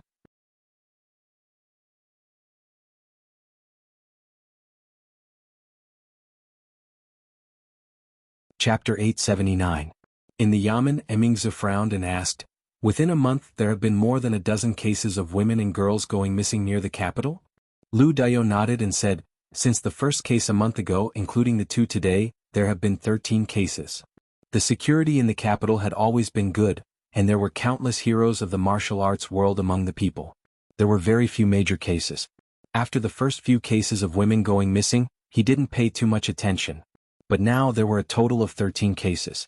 As a small magistrate of the capital, he would soon be unable to handle it. Although the court had repeatedly banned the trafficking of women and children, there were still people who dared to do it under the feet of the Emperor of Jianghu." Li Mingzhu looked at the 2 people in the hall, whose faces were full of sorrow, and turned her head to ask, "Have you found any clues?" Lu Dayo shook his head and said, "I have sent people to investigate many places, and even had the constable stand guard at night. But the thief is very careful and doesn't commit the crime in the same place. Until now there have been no clues." "What did Lu Yizhi say?" Li Yi thought for a moment and looked at him and asked, "Has the case been submitted to the Ministry of Justice?" Lu Dayo shook his head again. "Assistant Minister Lu is busy with work and has a few major cases on hand. I think that if it is not necessary, it is better not to give him trouble." Li Yi nodded and waved his hand, "Go and bring the files of these cases over." Hearing this, Lu Dayo was delighted. He had already seen official Li's ability when he was in Qing and Prefecture. Seeing that the advisor next to him was still in a daze, he kicked him and hurriedly said, "Hurry and bring those files over." Then he looked at Li Yi and Zhang, eldest princess, and said, "Your Highness, Official Li, please go to the back hall." In the back hall of the Yamen, Emingzi saw Li Yi flipping through the files without saying a word.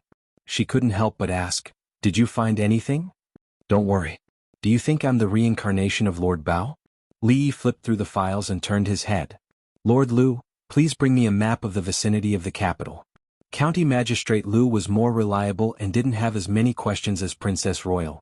Without saying anything, he quickly asked someone to take out a detailed map. February 13th, Yang Village. Li Yi looked back at County Magistrate Lu and asked, "Where is Yang Village?" County Magistrate Lu casually pointed to a place above, and Li Yi drew a circle at that location. Li Yi flipped open another scroll. 16th of February, Wei Village. "Where is Wei Village?" County Magistrate Lu pointed. "Here." At this moment he had already understood Li Yi's meaning. Even if he didn't know what Li Yi was going to do, he still took the initiative to mark the locations of the missing women on those files. Seeing Li Yi begin to connect those marked small circles with lines, a big net immediately appeared on the map.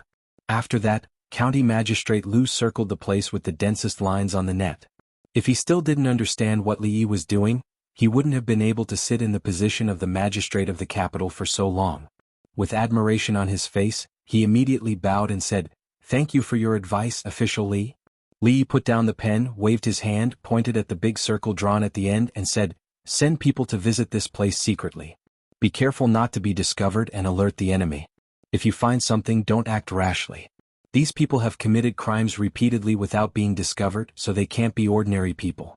At that time, the Secret Intelligence Office will cooperate with you." Since he had encountered this matter, he could only do it conveniently. That was all he could do. Walking out of the county government, the eldest princess shook her head and said, "There are people who are so bold in the territory of the emperor. If we are far away from the capital, I don't know how chaotic it will be. Where there are people, there are evil. The great harmony of the world is just an ideal. It's already amazing to make the world seem peaceful on the surface. Li Yi turned his head to look at her and said, "Miss, work hard." There was no obvious change in the expression on Mingzhu's face. When he sent her to the gate of the palace, he suddenly said, "Don't forget what day it is, the day after tomorrow." What day is the day after tomorrow? Li Yi's heart skipped a beat. He, who had been traumatized by this, couldn't help but tremble when he heard similar words again. Last time, Mississippi Lu told him not to forget what day it was 7 days later. He racked his brains but couldn't remember it. It was not Rui's birthday, not her birthday, not Xiao Huan's birthday, and not even the 3rd anniversary of their meeting. He had been on tenterhooks for a whole day. He used a roundabout strategy to ask Xiao Huan and found out that his birthday was 7 days later. He had been very depressed about this. How could there be such a strange question in the world? He asked tentatively, "Is it 2 years, 7 months, and how many days?" Seeing that the expression on her face became confused, he immediately changed his words. "No, that's your birthday. No, your birthday just passed." Seeing her frown, a light flashed in Li Yi's mind. He suddenly said, "I remember. The day after tomorrow is the first day of your menstruation. Remember to drink more water and rest more. Don't get tired. Put aside the affairs of the court for now and let the people below do it." And Mingzi looked at him and said calmly, "The day after tomorrow is the first day of the first day." Li Yi thought for a while and said with certainty, "Last month was also the first day of the first day." And Mingzi said lightly, "On the first day of the first day, you have to go to the morning court. Father specially said that there is only one morning court every month. You won't die if you get up 2 hours earlier." Li Yi just remembered that in the past few months, if the old emperor was not so sick that he couldn't get out of bed, he would still go to the morning court in person on the first day of the month. "Oh, I see. I have to go to the morning court on the first day of the month." Li Yi nodded. When he turned to walk back, he turned back and said, "However, you still have to remember to rest more." In a room of the Qin family, the big man said apologetically, "Fifth Lord, I'm sorry. I can't do that." The middle-aged man looked up at her and asked, "Why?" The big man sighed and said helplessly, "That girl was taken away by the yamen. I don't dare to stop the people from the yamen." The middle-aged man stood up and asked slowly, "Which yamen?" "The capital magistrate's office." The big man said angrily, "The people from the capital magistrate's office are too despicable. That girl's sister died some time ago, and she went to the yamen to complain.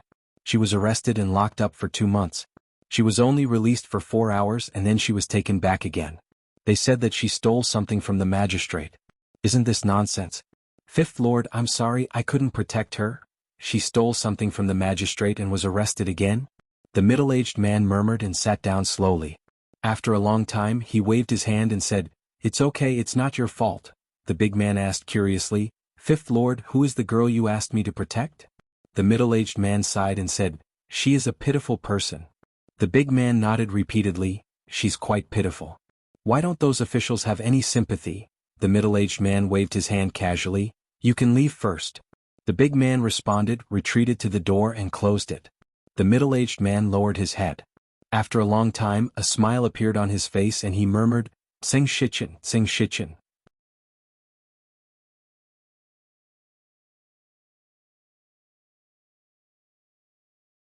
Chapter 880.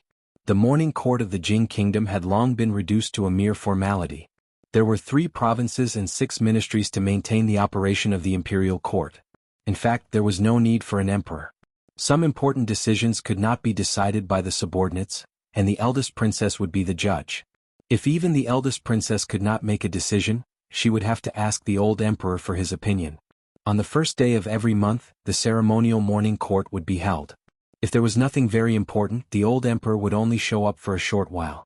Her Highness the Princess, who assisted the government, sat on the lower left side of the old emperor to distinguish her status. But now, the position where Li Yi stood in the court could no longer be leaned against the pillar. His position was only behind the 2 prime ministers, and was equal to the ministers of the 6 ministries. Listening to the reports of the officials in the court, Lin Mingya felt a little sleepy. Suddenly, he heard the sharp and thin voice of a eunuch. "Summon the envoy of the Qi kingdom for an audience." These days, the envoy of the Qi kingdom had been very well behaved in the capital city. He was so well behaved that he did not seem to be the envoy of the Qi kingdom. But according to the rumors they revealed, this time they came to seek peace. It was normal for them to be well behaved. The envoy of the Qi kingdom stepped into the main hall. After standing still, he bowed and said in a loud voice, "Greetings, Your Majesty." The envoy of the Qi kingdom had a proper attitude and a humble expression, which made the officials of the Jing kingdom feel refreshed. Because of the great power of the Qi kingdom, even when the envoy was sent in the past, his attitude was extremely arrogant in the presence of the emperor and ministers of the Jing kingdom. Compared with his attitude now, it was like the difference between cloud and mud. And the reason for all these changes was very clear in their hearts. The Qi kingdom and the Zhao kingdom had repeatedly invaded the border. Each time they were beaten back by the generals and soldiers of the Jing kingdom. After losing several cities, the Zhao kingdom finally calmed down and quietly retreated. The envoy who was sent to discuss the redemption of those cities was still hanging in the office of the Chamberlain of Dependencies. The envoys of the Qi kingdom got straight to the point. After a few ceremonial words they went straight to the point. The gist of it was that the Jing kingdom and the Qi kingdom were neighbors. How many people would die and how much money would be wasted if they were to fight each other all the time? How much money would be wasted? How about the two kingdoms shake hands and make peace from now on? They would respect each other's sovereignty and territorial integrity, not invade each other's territory, and not interfere with each other's internal affairs? They would be equal and mutually beneficial, and they would coexist peacefully. As soon as he said this, not only did Emperor Jing stand up from his throne, but the court was also in an uproar. The biggest foreign threat of the Jing kingdom was the Qi kingdom. The two kingdoms had been fighting for decades, and the Jing kingdom was the weaker one. Over the past decades, the Qi kingdom had asked for peace several times, paying a heavy price for it. This time, it was the Qi kingdom's turn to ask for peace. This was the first time. As the subjects of the Jing kingdom, their hearts were filled with a sense of belonging and pride. Had the Jing kingdom of today grown to the point that even the Qi kingdom dared not underestimate it? Without waiting for the subjects of the Jing kingdom to say anything, the leader of the envoys bowed and stepped forward. He said in a loud voice, "To show our sincerity, on behalf of the crown prince of the Qi kingdom, we ask His Majesty the Emperor to marry the eldest princess of your kingdom. We also promise that after the crown prince ascends to the throne, we will immediately confer the title of imperial concubine to Her Highness." As soon as he said this, the court, which had been a little noisy, immediately quieted down. Someone was startled for a moment, then frowned. Some people were stunned at first, and then their faces showed a look of wild joy. Li looked at the envoy who was holding the letter of credence from the Qi kingdom, then raised his head to look up. The old emperor frowned. Her Highness the princess was expressionless. She retracted her gaze, and there was not much change in her expression. Someone immediately stepped forward and said bluntly, "Your Majesty, we can negotiate for peace, but the crown prince of the Qi kingdom must never marry the eldest princess." I second the motion. I second the motion. As soon as Prime Minister Qin said this, many people in the court stepped forward. The Qi kingdom taking the initiative to negotiate for peace was, of course, a very honorable thing to do. If word of this got out, it would raise the prestige of the kingdom. But for the crown prince of the Qi kingdom to marry the eldest princess, it would be a fool's dream. The importance of Her Highness the princess to the Jing kingdom was self-evident. It could even be said that although she was a princess, she played the role of a monarch. Moreover, she was a wise monarch that was rarely seen in decades. Without Her Highness the princess, what would become of the imperial court of the Jing kingdom? Normal people would not do such a thing to give such a wise monarch to the Qi kingdom for nothing. As for negotiating for peace, the Qi kingdom did not want to discuss it. After all, they could not defeat the soldiers of the Jing kingdom who had celestial punishment. In short, peace could not be discussed, but marrying the princess was out of the question. Cui Qingming looked at the old man who stepped forward. His expression was calm, but his fists were tightly clenched in his sleeves. He tilted his head to look, and an official stepped forward and said, "Your Majesty, if the two countries go to war, how many people will be plunged into misery and suffering? How many brave soldiers of the Jing kingdom will be sacrificed? Now that the Qi kingdom has proposed to negotiate for peace, it is a blessing for the people. I hope that Your Majesty will reconsider." After this official spoke, many people stepped forward to agree. Both sides stuck to their own views and argued endlessly. Emperor Jing put down the letter of credence and pressed his hand down. The imperial court immediately returned to silence. We can negotiate for peace but don't mention the marriage proposal again, he said plainly, showing his most obvious attitude. The envoy of the Qi kingdom raised his head and said, negotiating for peace is a matter that benefits both countries. The Qi kingdom has shown enough sincerity. Your country should also show some sincerity, right? As soon as he said this, all the officials in the imperial court looked at the envoy of the Qi kingdom with unfriendly gazes. The envoy of the Qi kingdom was implying that if the Jing kingdom did not marry the eldest princess to the Jing kingdom and did not show enough sincerity, then there was no need to discuss the peace. Your Majesty, this matter is beneficial to the people. Please reconsider. Your Majesty, don't let the people be plunged into misery and suffering again. Your Majesty, please think of the people of the Jing kingdom and the soldiers at the front line. When a few more people stepped forward, Emperor Jing frowned and looked at a certain place below. Li stepped forward at the right time and looked at those people. He asked, accepting the Qi kingdom's negotiation for peace and marrying the eldest princess to the Jing kingdom is to save millions of people and prevent the people from being plunged into misery and suffering? The leader of the group scoffed coldly and said, if it can prevent the war between the two countries, why not? Then, in the end, can it be avoided? Li looked at him and then at the people around him. He asked again, the Jing kingdom and the Qi kingdom have negotiated for peace so many times. Did they really achieve what this lord said? The official was speechless. If negotiating for peace was really useful, it would have been enough to negotiate for peace once. The envoy of the Qi kingdom would not have appeared in the hall now. Li looked at the courtiers in the hall and said, everyone knows that the Qi kingdom has the heart of a tiger and a wolf. They have abandoned the treaty more than once. What credibility do they have? Moreover, your Majesty is ill and the eldest princess is assisting you in ruling the country. This is a critical time. How can you marry the Qi kingdom? Moreover, the crown prince of the Qi kingdom has lost the support of the people and may not even be able to sit on the throne. What right do you have to make such a promise? Haha, you're right. Old General Shui laughed and walked out. He said, sincerity? What sincerity do you want? Do you want Tianfa? Another old general walked out and laughed. He said, the Qi kingdom is the invader.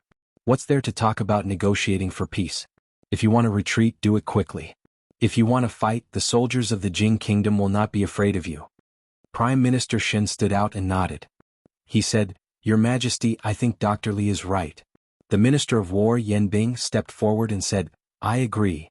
The Minister of Revenue Qin Huan stood beside him. I agree. The Minister of Left Minister Dong Wenyun. Those who stepped forward were all important courtiers in the imperial court. The two prime ministers had the same opinion. The Shen family and the Wang family were also standing behind Jinzi Guanglu. The opinions of others were actually insignificant. Cui Qingming looked at the row of people standing in front of him. He clenched his fists so tightly that his nails dug deep into his palms. Soon he loosened his fists helplessly. Regarding the negotiation for peace with the envoy of the Qi kingdom, the opinions of the big shots in the imperial court were unanimous. Peace could be negotiated, but marrying the eldest princess was out of the question. If it worked, they could negotiate. If it didn't work, they could get out. The Qi kingdom was still the Qi kingdom of the past. But the Jing kingdom was no longer the weak Jing kingdom of the past. Li ate a mouthful of egg-fried rice. He looked at the eldest princess and said, you are right. The negotiation for peace with the envoy of the Qi kingdom is fake. They want to use this opportunity to get the help of the Jing kingdom to help the eldest prince ascend the throne. Emingzu held the wine cup, but she didn't eat. She didn't seem to be in a good mood. She looked at him and asked, what do you think about the peace marriage? Li thought for a while and said, peace marriage? Discord is moral integrity. Peace is also a diplomatic method. As for how I think about it, it can't be generalized. This is what you usually use to fool father. Emingzu swirled the wine cup and said, I want to listen to your heart. Heart. Li raised his wine cup and clinked it with her. He said without hesitation, I don't care if it's the Qi kingdom or the Zhao kingdom. Of course, I won't let you marry them.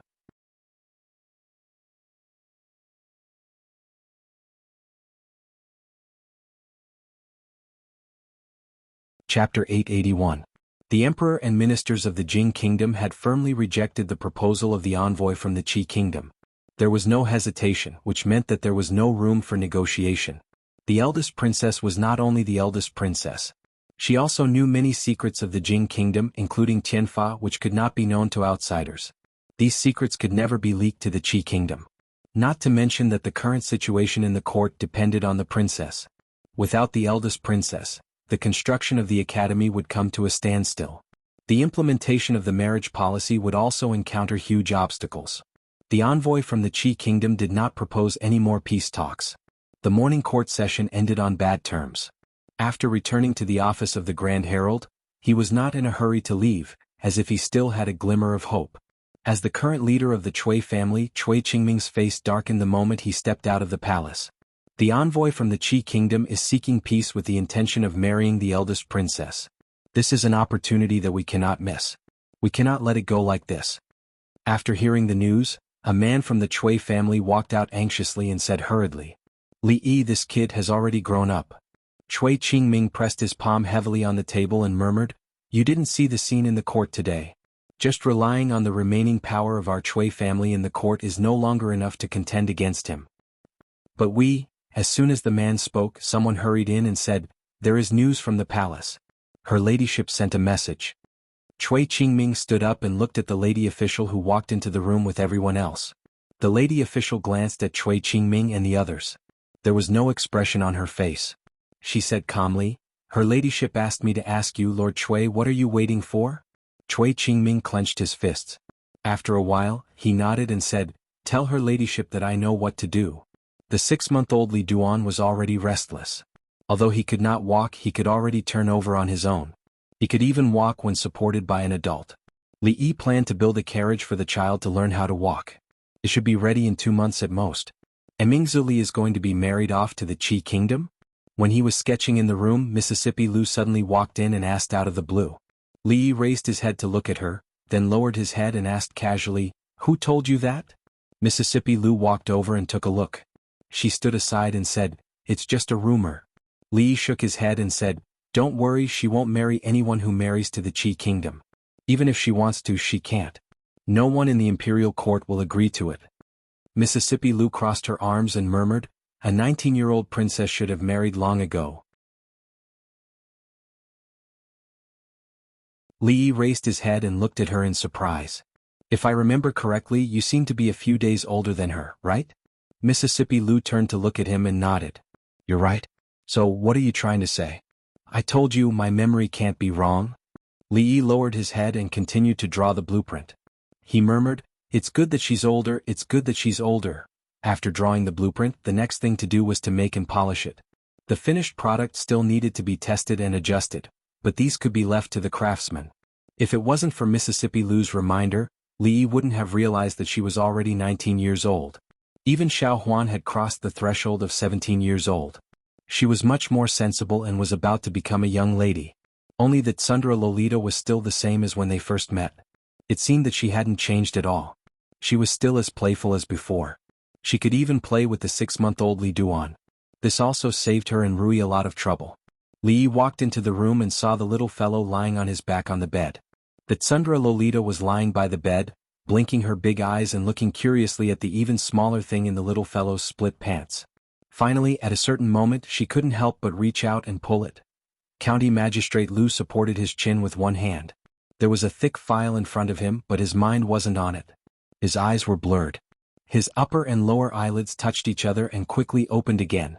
In the past month, more than 10 cases of missing women had attracted the attention of the higher-ups. They had strictly ordered him to solve the cases within a time limit. However, a few days had passed and there was no news of those thieves. He hadn't slept for a day and a night since last night. "Your Excellency, good news, good news." Seeing a yamen runner running in from outside with a face full of surprise, County Magistrate Lu quivered. He immediately stood up and asked, "Is there any progress in the case?" The yamen runner shook his head and said, "It's the young master's appointment. The young master has been hired by the Ministry of Revenue." County Magistrate Lu waved his hand weakly.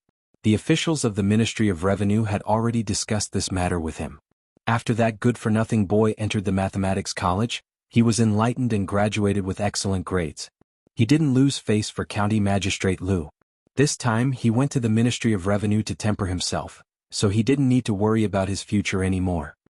He waved his hand and said, "I see. You can go now." He was so sleepy that he lay on the table and planned to rest for a while.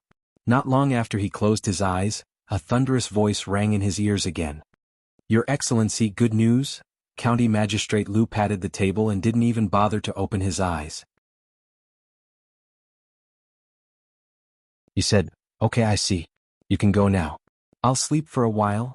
After lying on the table and closing his eyes for a while, he felt a little refreshed.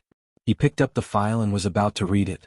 Seeing that the yamen runner was still standing below, he asked, "Anything else?" "Your Excellency, what should we do next?"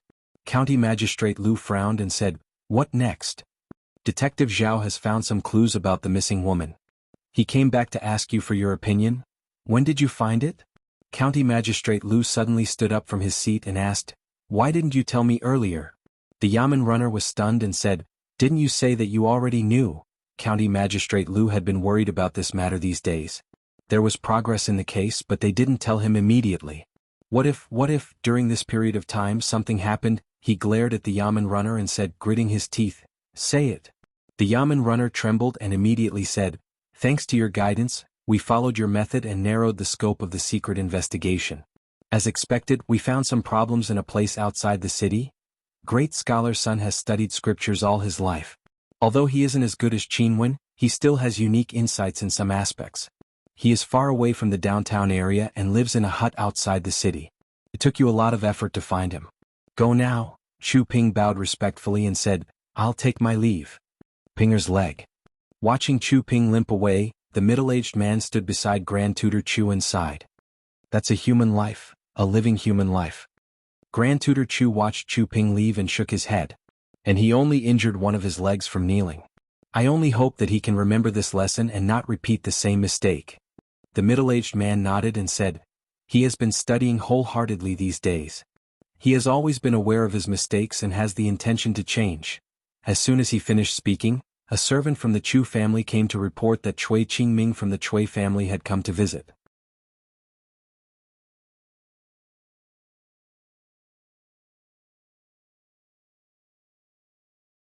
Chapter 882. Grand Tutor, the Qi Kingdom has taken the initiative to seek peace. This has never happened since the founding of the country. Once we stop fighting the Qi Kingdom, our Jing Kingdom will be able to take this opportunity to recuperate and grow stronger. In the Chu household, Cui Qingming's face was full of excitement, but it suddenly turned fierce. "But that scoundrel harbors evil intentions and has bewitched His Majesty. Even Prime Minister Qin and Prime Minister Shen, the old generals and many important ministers have been deceived by his flowery words. If we miss this golden opportunity, our losses will be immeasurable." Grand Tutor Chu sat in his seat with a calm expression. When Cui Qingming finished speaking, he looked at him and said calmly, "In my life I have seen the Jing Kingdom and the Qi Kingdom seek peace 3 times. In the end, the way of the world is still the way of the world.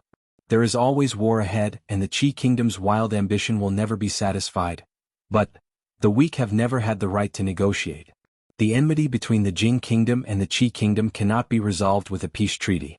The situation in the Qi Kingdom is chaotic now. We only need to sit on the mountain and watch the tigers fight. There is no need to interfere. Moreover, a crown prince of the Qi Kingdom who has not ascended the throne cannot represent the Qi Kingdom. But I know what to do. You need not say more." Grand Tutor Chu picked up the teacup on the table. It was clear that he was sending the guest off. Cui Qingming swallowed the words he wanted to say.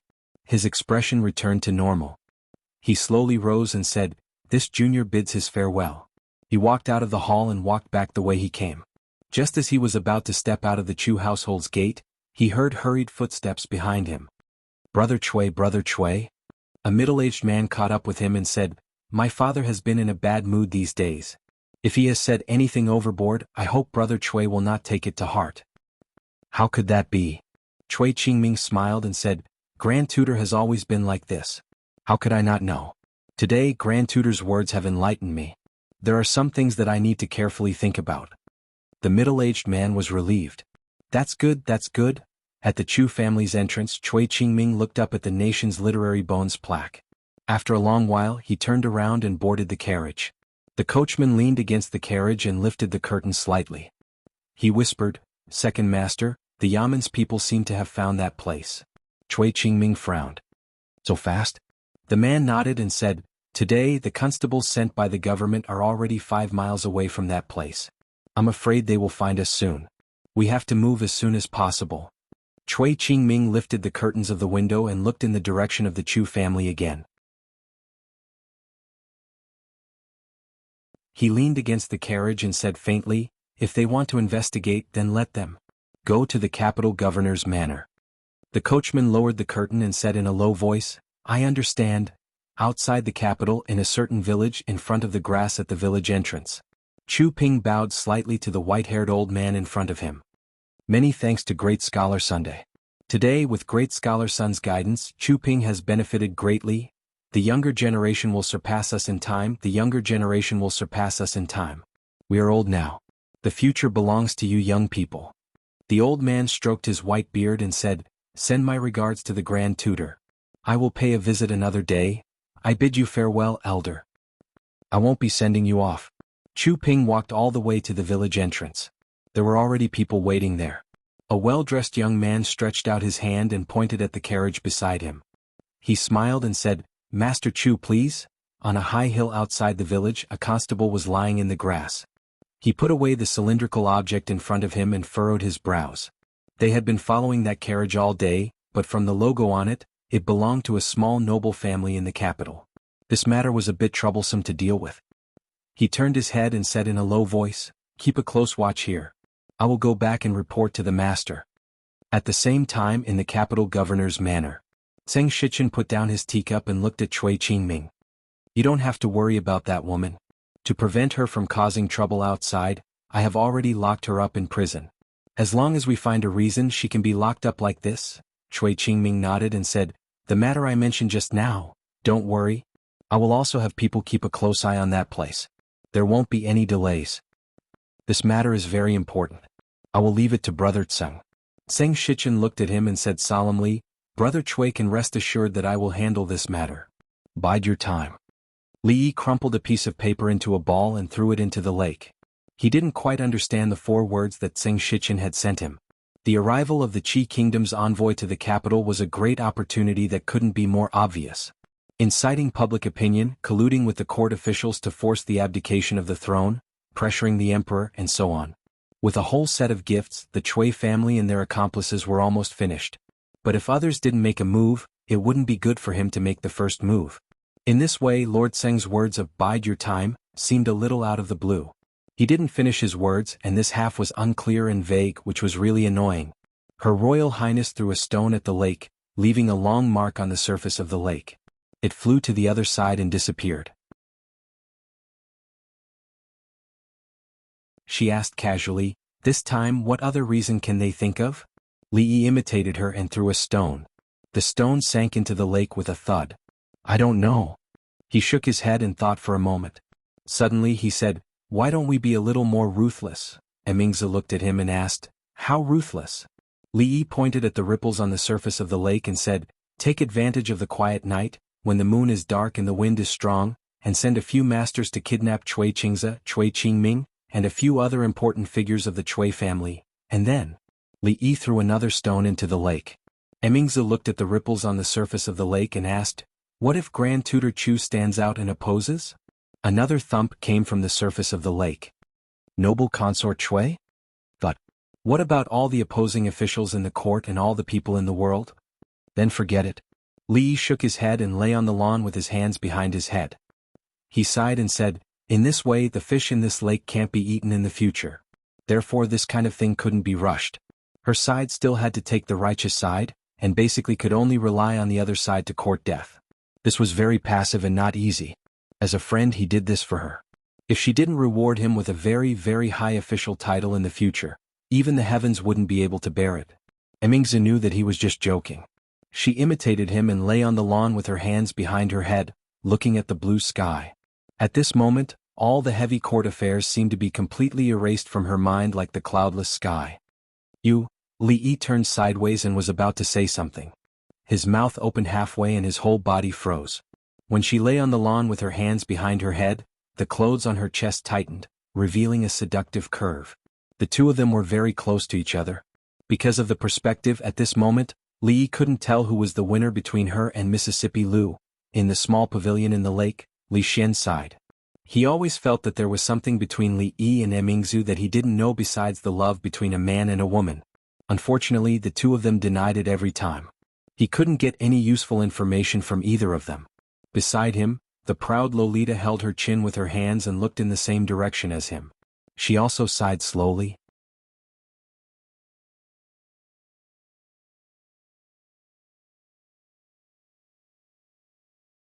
Chapter 883.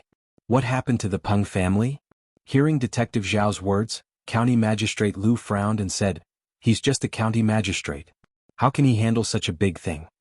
Detective Zhao asked tentatively, "Then I'll take some people to the Peng family now." "Wait a minute." County Magistrate Lu waved his hand and said, "Don't rush. Don't alert the enemy before there is conclusive evidence." A small noble was still a noble with a title of nobility. If it was the Peng family, it would be fine. Not to mention a county magistrate, even a duke would not be able to handle it. But if it was not the Peng family, it would be really troublesome to frame a noble for no reason. While he was thinking about it, a runner suddenly came to report that people from the capital government had arrived. County Magistrate Lu looked up and saw the leading official. He cupped his hands and said, "Lord Han." "Lord Lo." Lord Han cupped his hands and returned the greeting. Then he asked directly, "Is there any progress in the case of the missing girls?" County Magistrate Lu looked at him and nodded. He said, "There is some progress. We can almost determine where those girls were taken." "That's good." The man showed a hint of joy on his face and said, "Our superiors are pressing us, and the government is also under great pressure. Since you have found it, you should take action immediately and close the case as soon as possible so as not to cause more trouble." County Magistrate Lu frowned and said, "But this case involves a county magistrate." Lord Han waved his hand and said, "So what? He is a county magistrate. He has committed such a heinous crime, and he can't escape the punishment of the law." He turned around and waved to a runner. "Go to the government and get more people here. Today I will make sure that none of them can escape." County Magistrate Lu saw this and said no more. It was also a good thing for them to close the case earlier. The two governments took action at the same time. Naturally, the battle formation could be described as mighty. The constables of the government were in front, and the county magistrate followed. They quickly went out of the city gate. Everyone spread out. Don't gather together. Surround the Peng family from all sides. Lord Han said that no one can escape today. After the leader gave the order, everyone immediately dispersed. In a manner somewhere outside the capital, the guards at the entrance stood lazily, chatting with each other. "Say, who do you think went in just now? To think that the second young master would personally accompany him. Who knows?" One of them shook his head and said, "But it must be a big shot in the city." "Why do you think these big shots?" "Maybe. Those big shots like this. They've tried all kinds of things. It's inevitable that they want to try something new."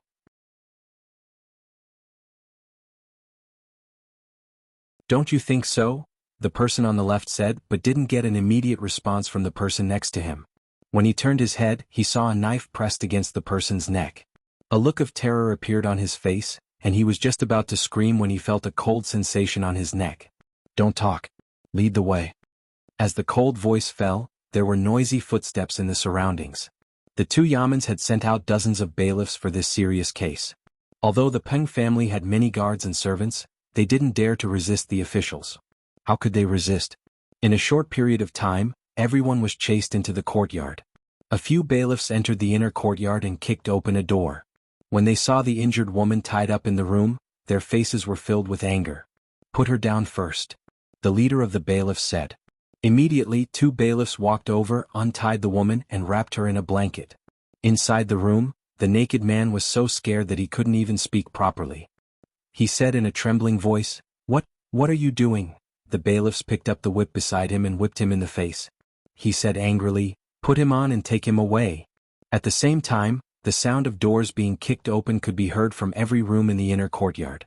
In the corner, a few bailiffs kicked open the door and rushed in. When they saw the man in the room, they were startled and blurted out, "Young Master Chu, why, it's you again." Chu Ping looked back and threw the burning candle in his hand to the ground. He looked at the door indifferently. The bailiff's expression changed and immediately said, "Quick, close the door." The case of the missing women that had attracted a lot of attention in the capital had finally been solved. After the women were kidnapped, they were forced into prostitution by the Peng family just to satisfy some perverted animal desires. When the Yamen bailiffs found the Peng family, there were still many people in the room who were doing the beastly things. They were caught on the spot and put on black hoods. They were stuffed into carriages and sent to the yamen. The abused women were immediately sent to the women's medical center for treatment. Watching the carriages leave, one bailiff said indignantly, "We were the ones who worked hard these days." In the end, the credit was taken by the yamen. "What? Shut up." Someone beside him tugged at his arm and said, "Are you blind? Those people who were brought out just now are clearly not ordinary people. Do you think our master would be willing to do something like this?" The bailiffs came to his senses. When he walked through a few rooms, he saw a few familiar faces. They were clearly some of the foppish young masters who often appeared in the capital. His master really couldn't afford to offend the powers behind these people.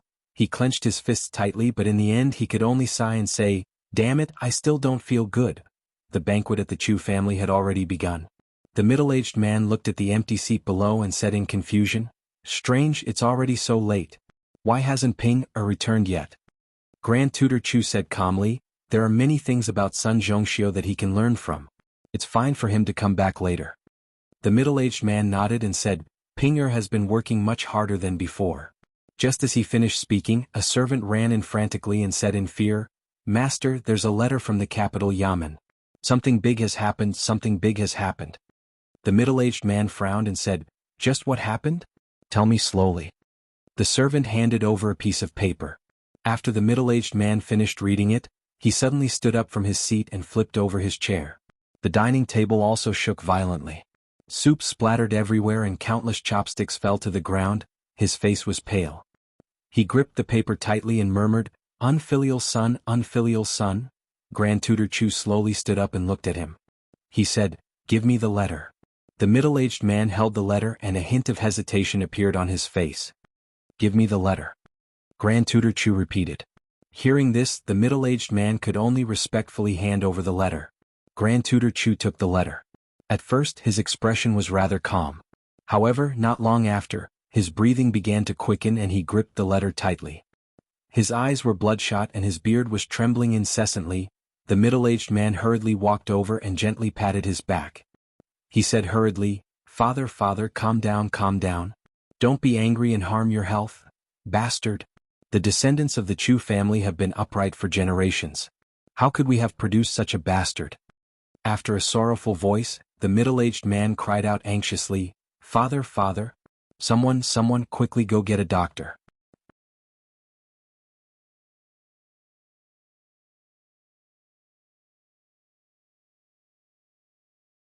Chapter 884.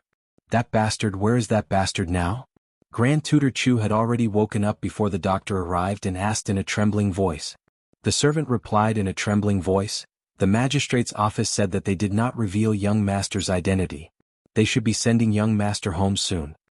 As soon as he finished speaking, a servant announced that Lord Zheng and Lord Shui had come to visit. In the distance a few figures walked over. At the very front were two middle-aged men, and behind them was Chu Ping who was limping over. "Lord Grand Tutor, kneel." Chui Qingming had just opened his mouth when he was shocked by the furious Lord Grand Tutor and swallowed the words he wanted to say. Blah. Chu Ping was expressionless as he knelt on the blue stone. "Bastard, how did our Chu family produce such a bastard like you?" Grand Tutor Chu's expression was somewhat ferocious as he raised his walking stick and fiercely struck Chu Ping's shoulder.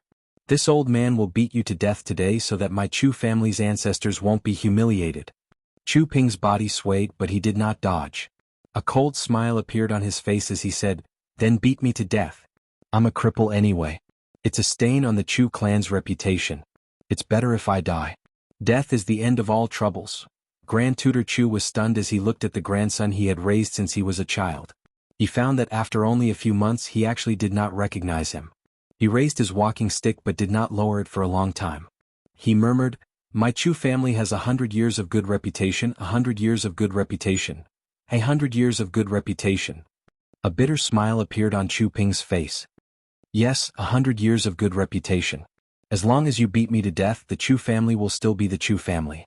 The Chu family that is praised by everyone will not lose 100 years of good reputation." He stretched his head out and smiled, "Come, grandfather, I'm ready." Grand Tutor Chu looked at him, his body trembling. The walking stick in his hand could not be lowered. "Ping." He put down his walking stick and bent down, using his withered hands to caress Chu Ping's face. His old eyes were filled with tears as he said in a trembling voice, Ping, how did you become like this? Chu Ping didn't reply. A pained expression appeared on his face and he closed his eyes. When he opened them again they were devoid of emotion. He stood up from the ground and without giving Grand Tutor Chu another glance, he limped back inside.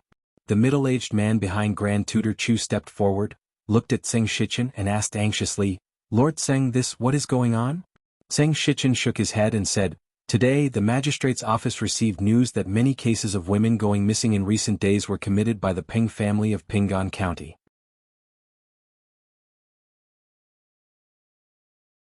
They kidnapped these women and forced them into prostitution in order to satisfy some perverted hobbies of some guests. When the constables broke the door and entered, they happened to see Chu Ping inside. The middle-aged man still had some disbelief and muttered, This is impossible, this is impossible. Didn't Ping go to visit Great Scholar Sun? Didn't he go ask Great Scholar Sun for guidance? How could he? Brother Chu, young people will inevitably make mistakes. Cui Qingming waved his hand and said, Even the king of Shu was temporarily expelled from the capital by his majesty because of a small mistake made by a young man. Nephew Chu Ping is still young. Although he has followed the Grand Tutor through thousands of mountains and rivers, he has truly experienced too little and is easily tempted by external things. In the future, with strict discipline, he will definitely correct his mistakes and become good again. The middle-aged man sighed and said, I will have to trouble Brother Cui with this matter. Cui Qingming smiled and said, Brother Chu, do not worry. No one knows that Chu Ping is also involved in this matter. As for other obstacles, Lord Zheng will also help clear them away just like last time. Thank you, Brother Cui. The middle-aged man said, then turned his head to look at Grand Tutor Chu and said, Father, I will go see Ping. After seeing the middle-aged man leave, Cui Qingming took a step forward and said, Grand Tutor, Chu Ping is still young. It is inevitable that he will make mistakes. Don't be angry, bang. Cui Qingming held his head as fresh blood flowed down his forehead. He stared in a daze at Grand Tutor Chu and said with some disbelief, Grand Tutor, you, Cui Qingming. Grand Tutor Chu's eyes were bloodshot. He used his walking stick to point at him from a distance and said, My eyes can't see clearly. Do you think my heart is also blind? Cui Qingming held his head and looked at Grand Tutor Chu. After a long time, the shock on his face disappeared. With a calm expression he said, What is Grand Tutor saying? Why can't I understand? Grand Tutor Chu threw his walking stick to the ground and glanced at him with a cold gaze. In a cold voice he said, Get out. It seems that I have outsmarted myself.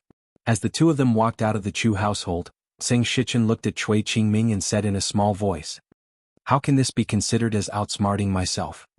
The wound on Cui Qingming's head was no longer bleeding. However, there was still a lot of blood on his face. When he smiled, he looked rather ferocious and terrifying. Zheng Shichen shook his head and asked, From the looks of it, Grand Tutor probably already knows that you are behind all this. Will he still help the Cui family and His Highness the King of Shu? He is not helping the Cui family, nor is he helping His Highness the King of Shu.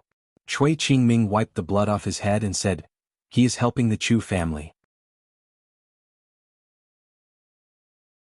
Zheng Shichen looked at him and said, Hand over Chu Ping and the Chu family will still be the Chu family. Cui Qingming shook his head and said, Before today, hand over Chu Ping and the Chu family will still be the Chu family. After today, the Chu family's reputation for 100 years will be in our hands. As for the choice, Grand Tutor is a smart man. He will know what to do. Father, what should we do? In the dark great hall, the person in charge of the Chu family on the surface walked in and looked at the figure in the depths of the darkness. After a long time, a hoarse voice came from the darkness. How is Ping?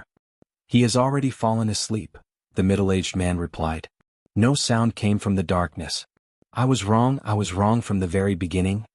After a long time, a sigh came from the darkness. The old man muttered, I didn't expect the Cui family to be so vicious. Those are living human lives, living human beings. The middle-aged man looked at him in a daze, his face filled with disbelief. Father, you mean, they have already destroyed Ping, and now they want to destroy our Chu family? The old man slowly turned his head and looked at the ancestral tablets of the Chu family in the darkness. He muttered, They want to destroy the reputation that our Chu family has built up over generations. The middle-aged man's body trembled as he said anxiously, Father, you mustn't. You mustn't. The Chu family's reputation for 100 years must not be destroyed in our hands. He gritted his teeth and said with great difficulty, "If it really doesn't work, then hand over Ping-er." Grand Tutor Chu shook his head and said, "After they sent Ping-er back twice, this is no longer Ping-er's problem." The middle-aged man took a few steps back and muttered, Could it be that our Chu family?" Grand Tutor Chu lit the candles in the room and straightened his clothes. He said, "Make preparations. In a few days I will be meeting a few old friends."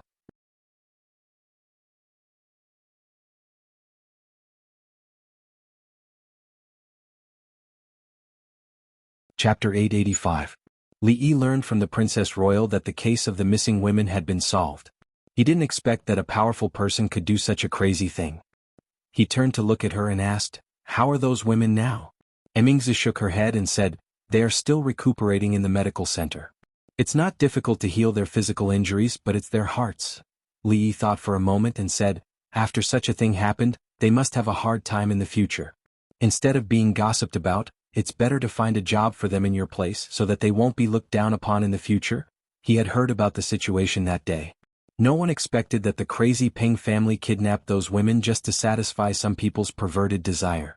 The death of the head of the Peng family was not to be regretted, but how could those women who were physically and mentally injured live a normal life in the future? It was a big problem. Emingzi nodded and said, "I know this. What are you going to do with the playboys caught by the Peng family and them?" Li looked at her and asked. "According to the law, the head of the Peng family should be beheaded. Several important accomplices will not be able to keep their lives. Although the other people's crimes are relatively light, they cannot avoid being exiled for 1,000 miles. As for those playboys, the lightest punishment will be exile."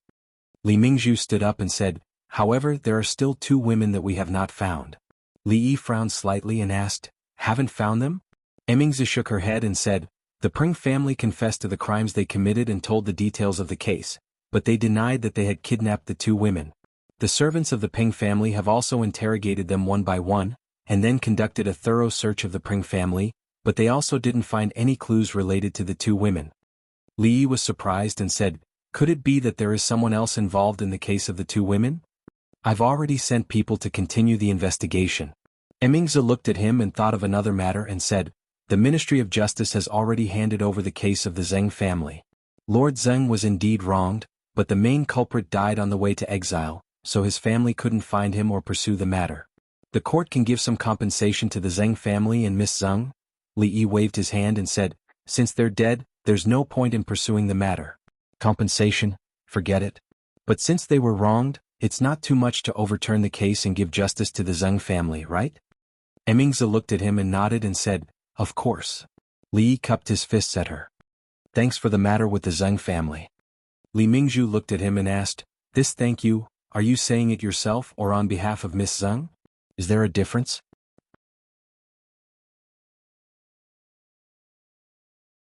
Emingzi thought about it for a moment and nodded. Li Mingzhu pondered for a moment and nodded. "That's right. There's really no difference between the 2 of you." Li Yi thought for a moment and said, "Although it's an unjust case, without you I wouldn't have been able to get the court to admit the mistake. If it's Miss Zheng, the court has wronged her, so she doesn't need to thank me." Emingzi looked at Li Yi calmly and said, If it's me, I won't say it." Li Yi waved his hand and said, "Between us, you should be the one thanking me. And if you really want to thank me, I'm afraid you won't be able to finish it in your lifetime." Emingzi crossed her arms in front of her chest and murmured, "There's still a long lifetime." Li Yi looked over. At this moment, he suddenly had the urge to call Mississippi Lu over and stand shoulder to shoulder with her. That way it would be clear who won and who lost. When Li Yi saw Mississippi Lu, she was reading in her room. Mississippi Lu was reading a book. This was a phenomenon even rarer than the Antares guarding the heart. Other than those secret scrolls that only had pictures but no words, Li Yi had never seen her seriously read any book. Although Mississippi Lu was literate, she didn't know much. There were even 2 words in the Green Jade case that she didn't know. It was hard to imagine how she would remember to read something like the Analects of Confucius. She held the book in her hands and seemed to have encountered something she couldn't understand. Her brows furrowed and she quickly flipped through a few pages. Then she quickly turned back and looked at it again and again. Finally, she grabbed the book impatiently and waved her hand. Only then did a relaxed expression appear on her face. Li Yi took the book that Mississippi Lu had thrown out the door and walked into the room to put it back. He asked, "Why are you reading this kind of book?" Mississippi Lu glanced at him and said, I'm just flipping through it casually. Li Yi knew that she was definitely not flipping through it casually, because on the table in her room, in addition to the Analects of Confucius, there were two other books, such as The Great University and The Doctrine of the Mean. At the very front was the latest edition of the Mingyue collection, which was compiled by those busybodies after sorting out the poems that he had thrown out. Since the Lantern Festival, the number of pages of this poetry collection had increased by 1. In addition to this book, there was also a thick notes on the Mingyue collection. He flipped through it casually and found that there were 17 or 18 notes on each poem. Those people really had nothing better to do. Mississippi Lu looked at the thick notes in his hand and raised her head to ask, "In your heart, is that Miss Zuemo really so perfect that you would praise her with more than a dozen poems?" There was no way to answer this question. At that time, the relationship between the two of them was still a pure relationship between a man and a woman. He had only given her these poems because he wanted to help her. He had never thought so much, but now it seemed that every single one of them was a naked love poem. When these heavyweight poems were released, they praised her to the point that she was rare in the heavens and hard to find in the mortal world, like a fairy.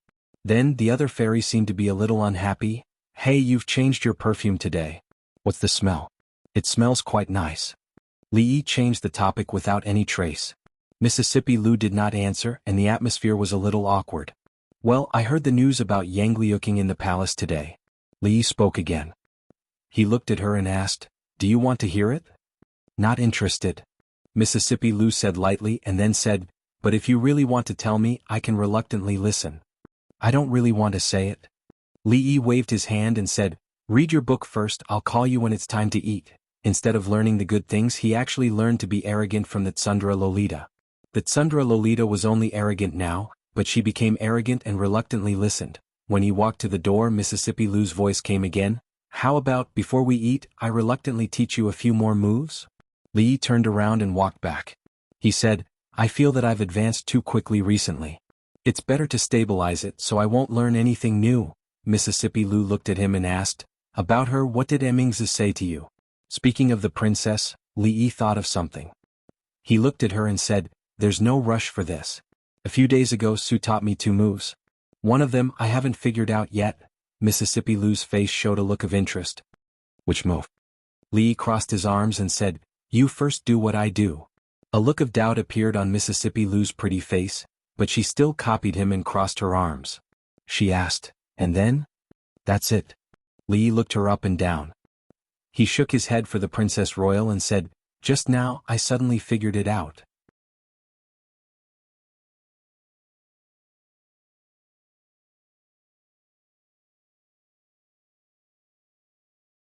Chapter 886. The situation in the Wu Kingdom is different from ours. The current emperor of the Wu Kingdom killed his brother and father. He didn't get the throne with a proper reason and didn't win the hearts of the people. He was despised by the scholars in the Wu Kingdom. Although he used force to clean up some of them, the whole Wu Kingdom was in great turmoil. Li Yi looked at Mississippi Lu and said slowly, "Today more than half of the places in the Wu Kingdom are out of the control of the imperial court. Among them there are forces loyal to the former emperor of the Wu Kingdom, and there are bandits who took advantage of the chaos. In short, the Wu Kingdom is in a mess, very messy."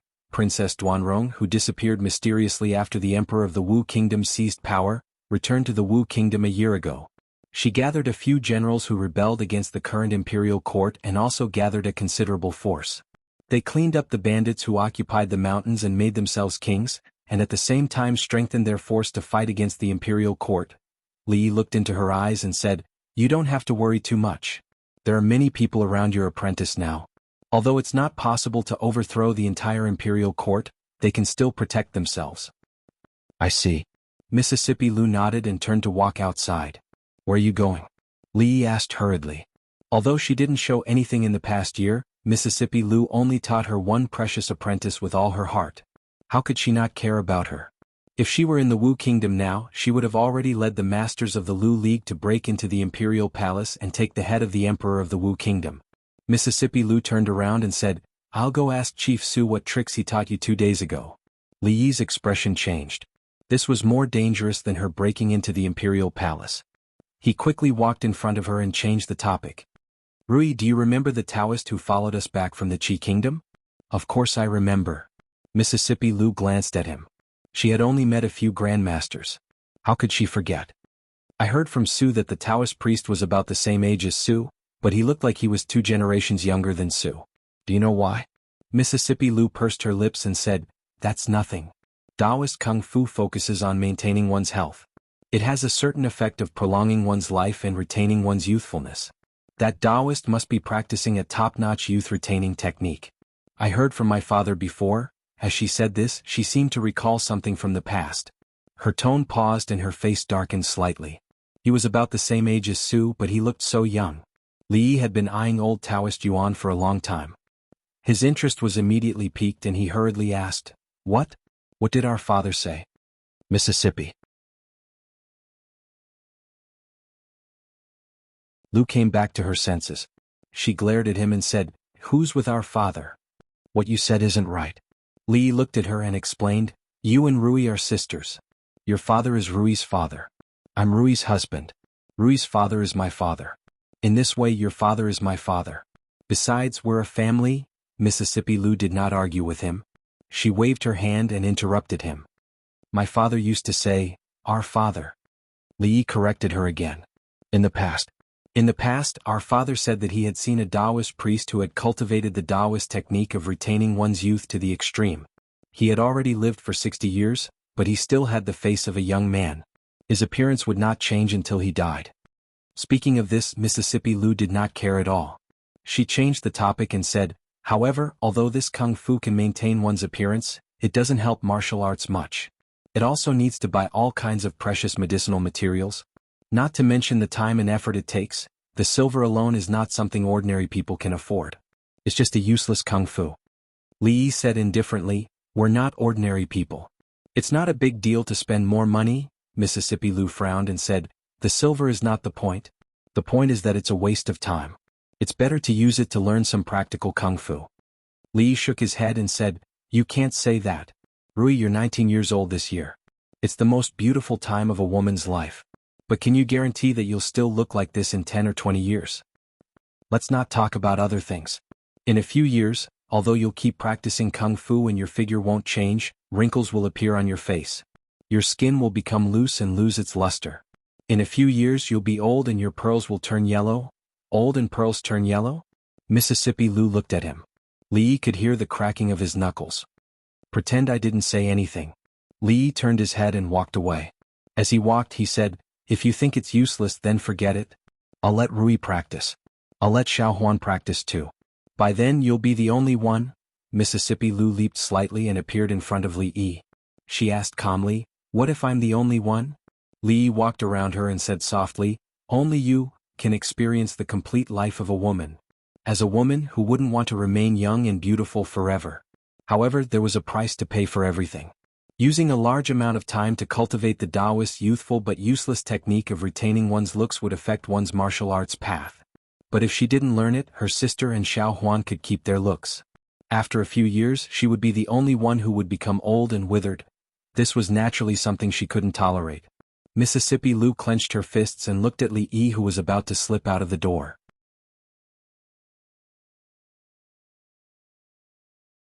She said in a low voice, "Come back." Mississippi Lu looked at him and asked, "Taoism's Kung Fu has never been taught to outsiders. Not to mention this kind of top-notch art of retaining youth. That Taoist Yuan is a grandmaster and has a high position in Taoism. Are you sure you can handle him?" Li smiled and looked straight at her. He said, "In this world there's no one I can't handle." He could even handle a monk, let alone a Taoist. Although those people had no desires and only wanted to cultivate, it didn't mean they didn't care about anything. A few Taoist canons that didn't exist in this world pointed them to a few more paths of cultivation. It was just a useless secret manual. How could Taoist Yuan be reluctant to give it to them? With one more Taoist scripture, he would be able to impart all of his years of experience in practicing this technique. With one more book, he would have a consultant who would be at his beck and call in the future. With one more book. In order to prevent Mississippi Lu from aging so early, Li Yi's hands were sore. "Take it." He tossed 2 booklets to her.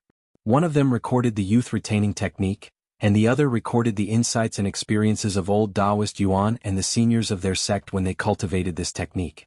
It would allow people to take fewer detours when cultivating. Although Taoist Yuan wouldn't give him a fake one out of respect for the Lord of Tao and virtue, it was necessary to let Rui and second great-uncle examine it first. After watching Mississippi Lu go to Rui's room, he sat down at the stone table in the courtyard. He took out a few pieces of paper from his sleeve and opened them one by one. In the end, the Chui family couldn't sit still.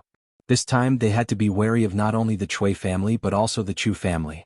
Ever since Grand Tutor Chu had returned to the capital, he had spent most of his time in seclusion. But recently, he had frequently visited the famous Confucian scholars near the capital.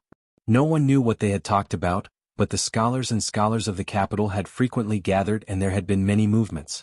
In the end, the Chu family still made a move. Even though they were already mentally prepared, they still felt a little complicated when it happened. Her Royal Highness was already very famous among the scholars in the world, but if they didn't target the princess, Grand Tutor Chu, Li crumpled all the papers into a ball and sighed softly. Mississippi Lu walked out of the room and looked at him. "Oh yes, there's one more thing.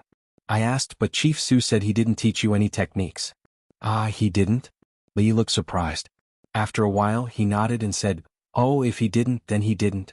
Maybe I remembered wrongly."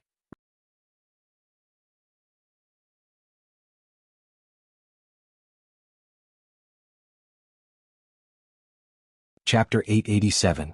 In the pavilion in the middle of the lake, Li Yi was cracking melon seeds. Occasionally he would throw a few melon seeds into the lake to attract a few fish. The proud Lolita, with her sharp eyes and quick hands, caught them with a small net. She then quickly ran to her private courtyard and put them in a transparent fish tank. When only the two of them were left in the pavilion, Li Mingzhu stood up from the stone bench and said slowly, "Grand Tutor Chu has been going around these days. He has gathered some influential scholars and encouraged the scholars in the capital and the vicinity of the capital to write a letter to ask Father to recall the King of Shu from Shuzhou and have him enter the Eastern Palace to preside over the court." "What did His Majesty say?" Li Yi had already peeled a plate of melon seeds. He picked up the plate and gestured to her. Her Royal Highness took the plate and gathered all the melon seeds that he had spent a long time peeling into her hands. Li Yi secretly swallowed a mouthful of saliva and wondered if he had expressed the wrong intention just now. When he handed the plate to her, he clearly wanted her to pinch a few seeds as a gesture. The princess ate all the melon seeds in a way that made Li Yi envious. Then she said, "Father has not expressed his opinion, but this matter has greatly affected the scholars in the capital. It is not a long-term solution to leave it like this. Moreover, Grand Tutor Chu has already begun to visit some officials in the court. It should be for this matter. Many of those people were his students. After all, they have a righteous cause and Grand Tutor Chu has personally come forward, I'm afraid." The same method used by the Chui family and Grand Tutor Chu had a completely different effect. After all, the latter was simply the benchmark in the hearts of the scholars of the Jing kingdom. With a casual wave of his hand, countless people would echo him. There were peaches and plums all over the world. To be precise, the old emperor was also one of those peaches and plums.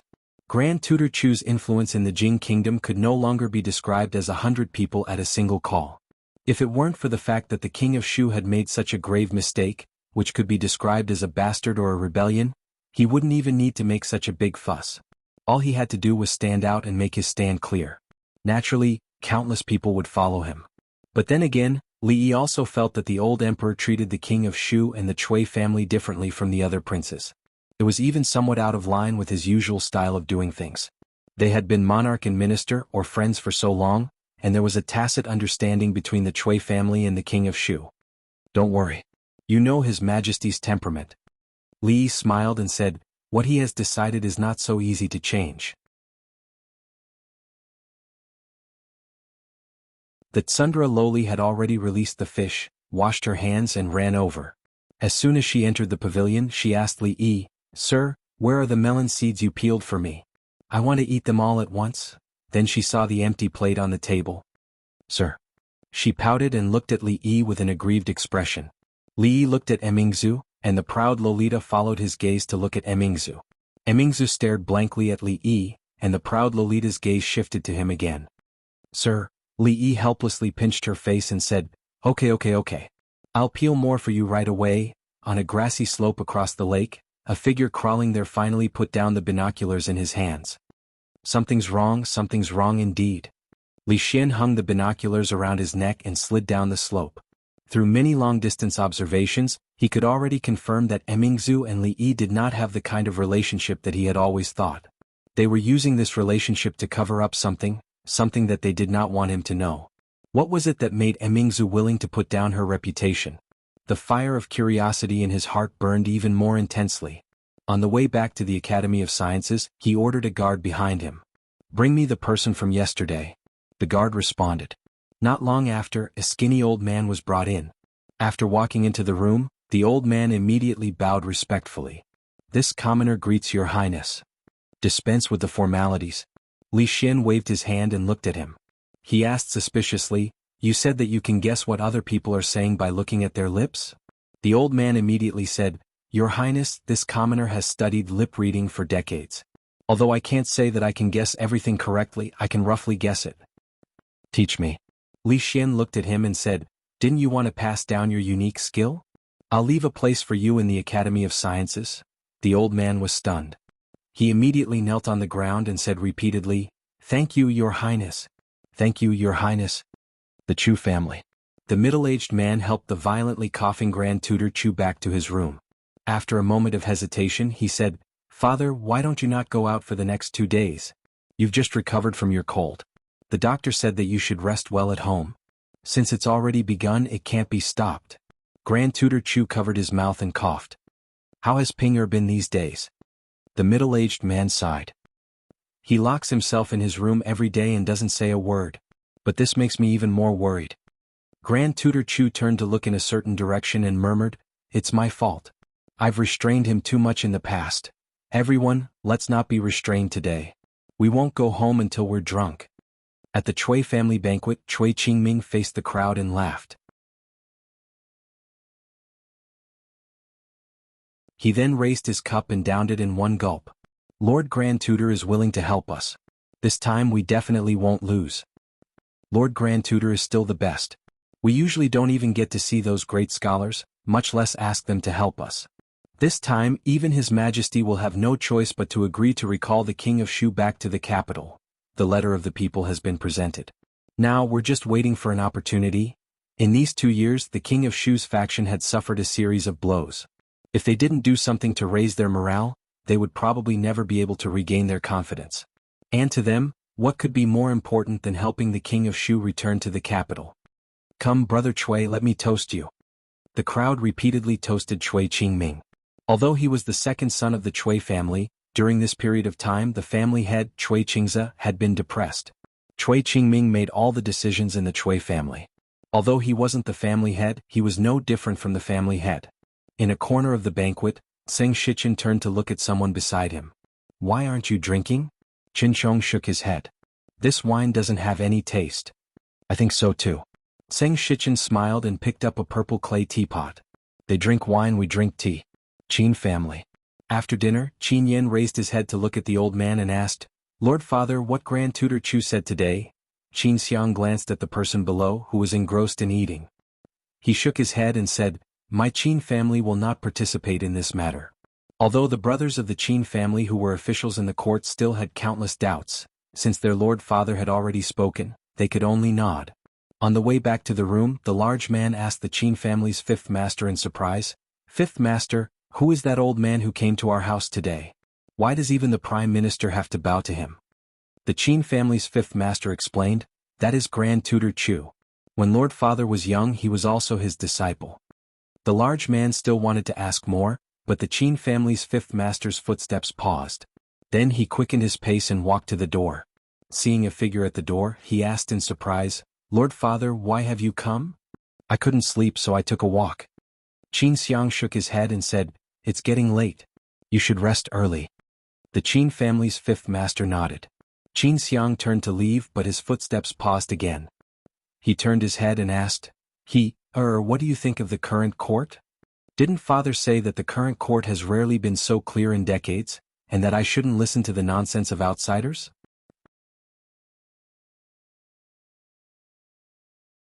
The Qin family's fifth master paused, then said, "Moreover, I'm not in the court, so I really can't see clearly." Qin Xiang raised his head to look at the dark clouds covering the night sky, where not a single star could be seen. He sighed and muttered, "The sky is about to change. I just can't see clearly. The proud Lolita who had recently come to their house to freeload frequently looked at her dazed husband and reminded him, "Sir, the meat in the pot is cooked." Li came back to his senses. Looking at the slightly curled up lamb meat in the pot, he shook his head and said, "There's no rush. Let's wait for it to float up." That you're tuning in to the Han Li's Wuxia Adventures YouTube channel. We're so grateful for your support, and don't forget to subscribe to join us on this incredible journey through captivating stories. Your generosity through donations truly makes a world of difference, as it's the primary source of revenue that allows me to expand and enhance this channel for you. Thank you from the bottom of my heart for being a part of this adventure.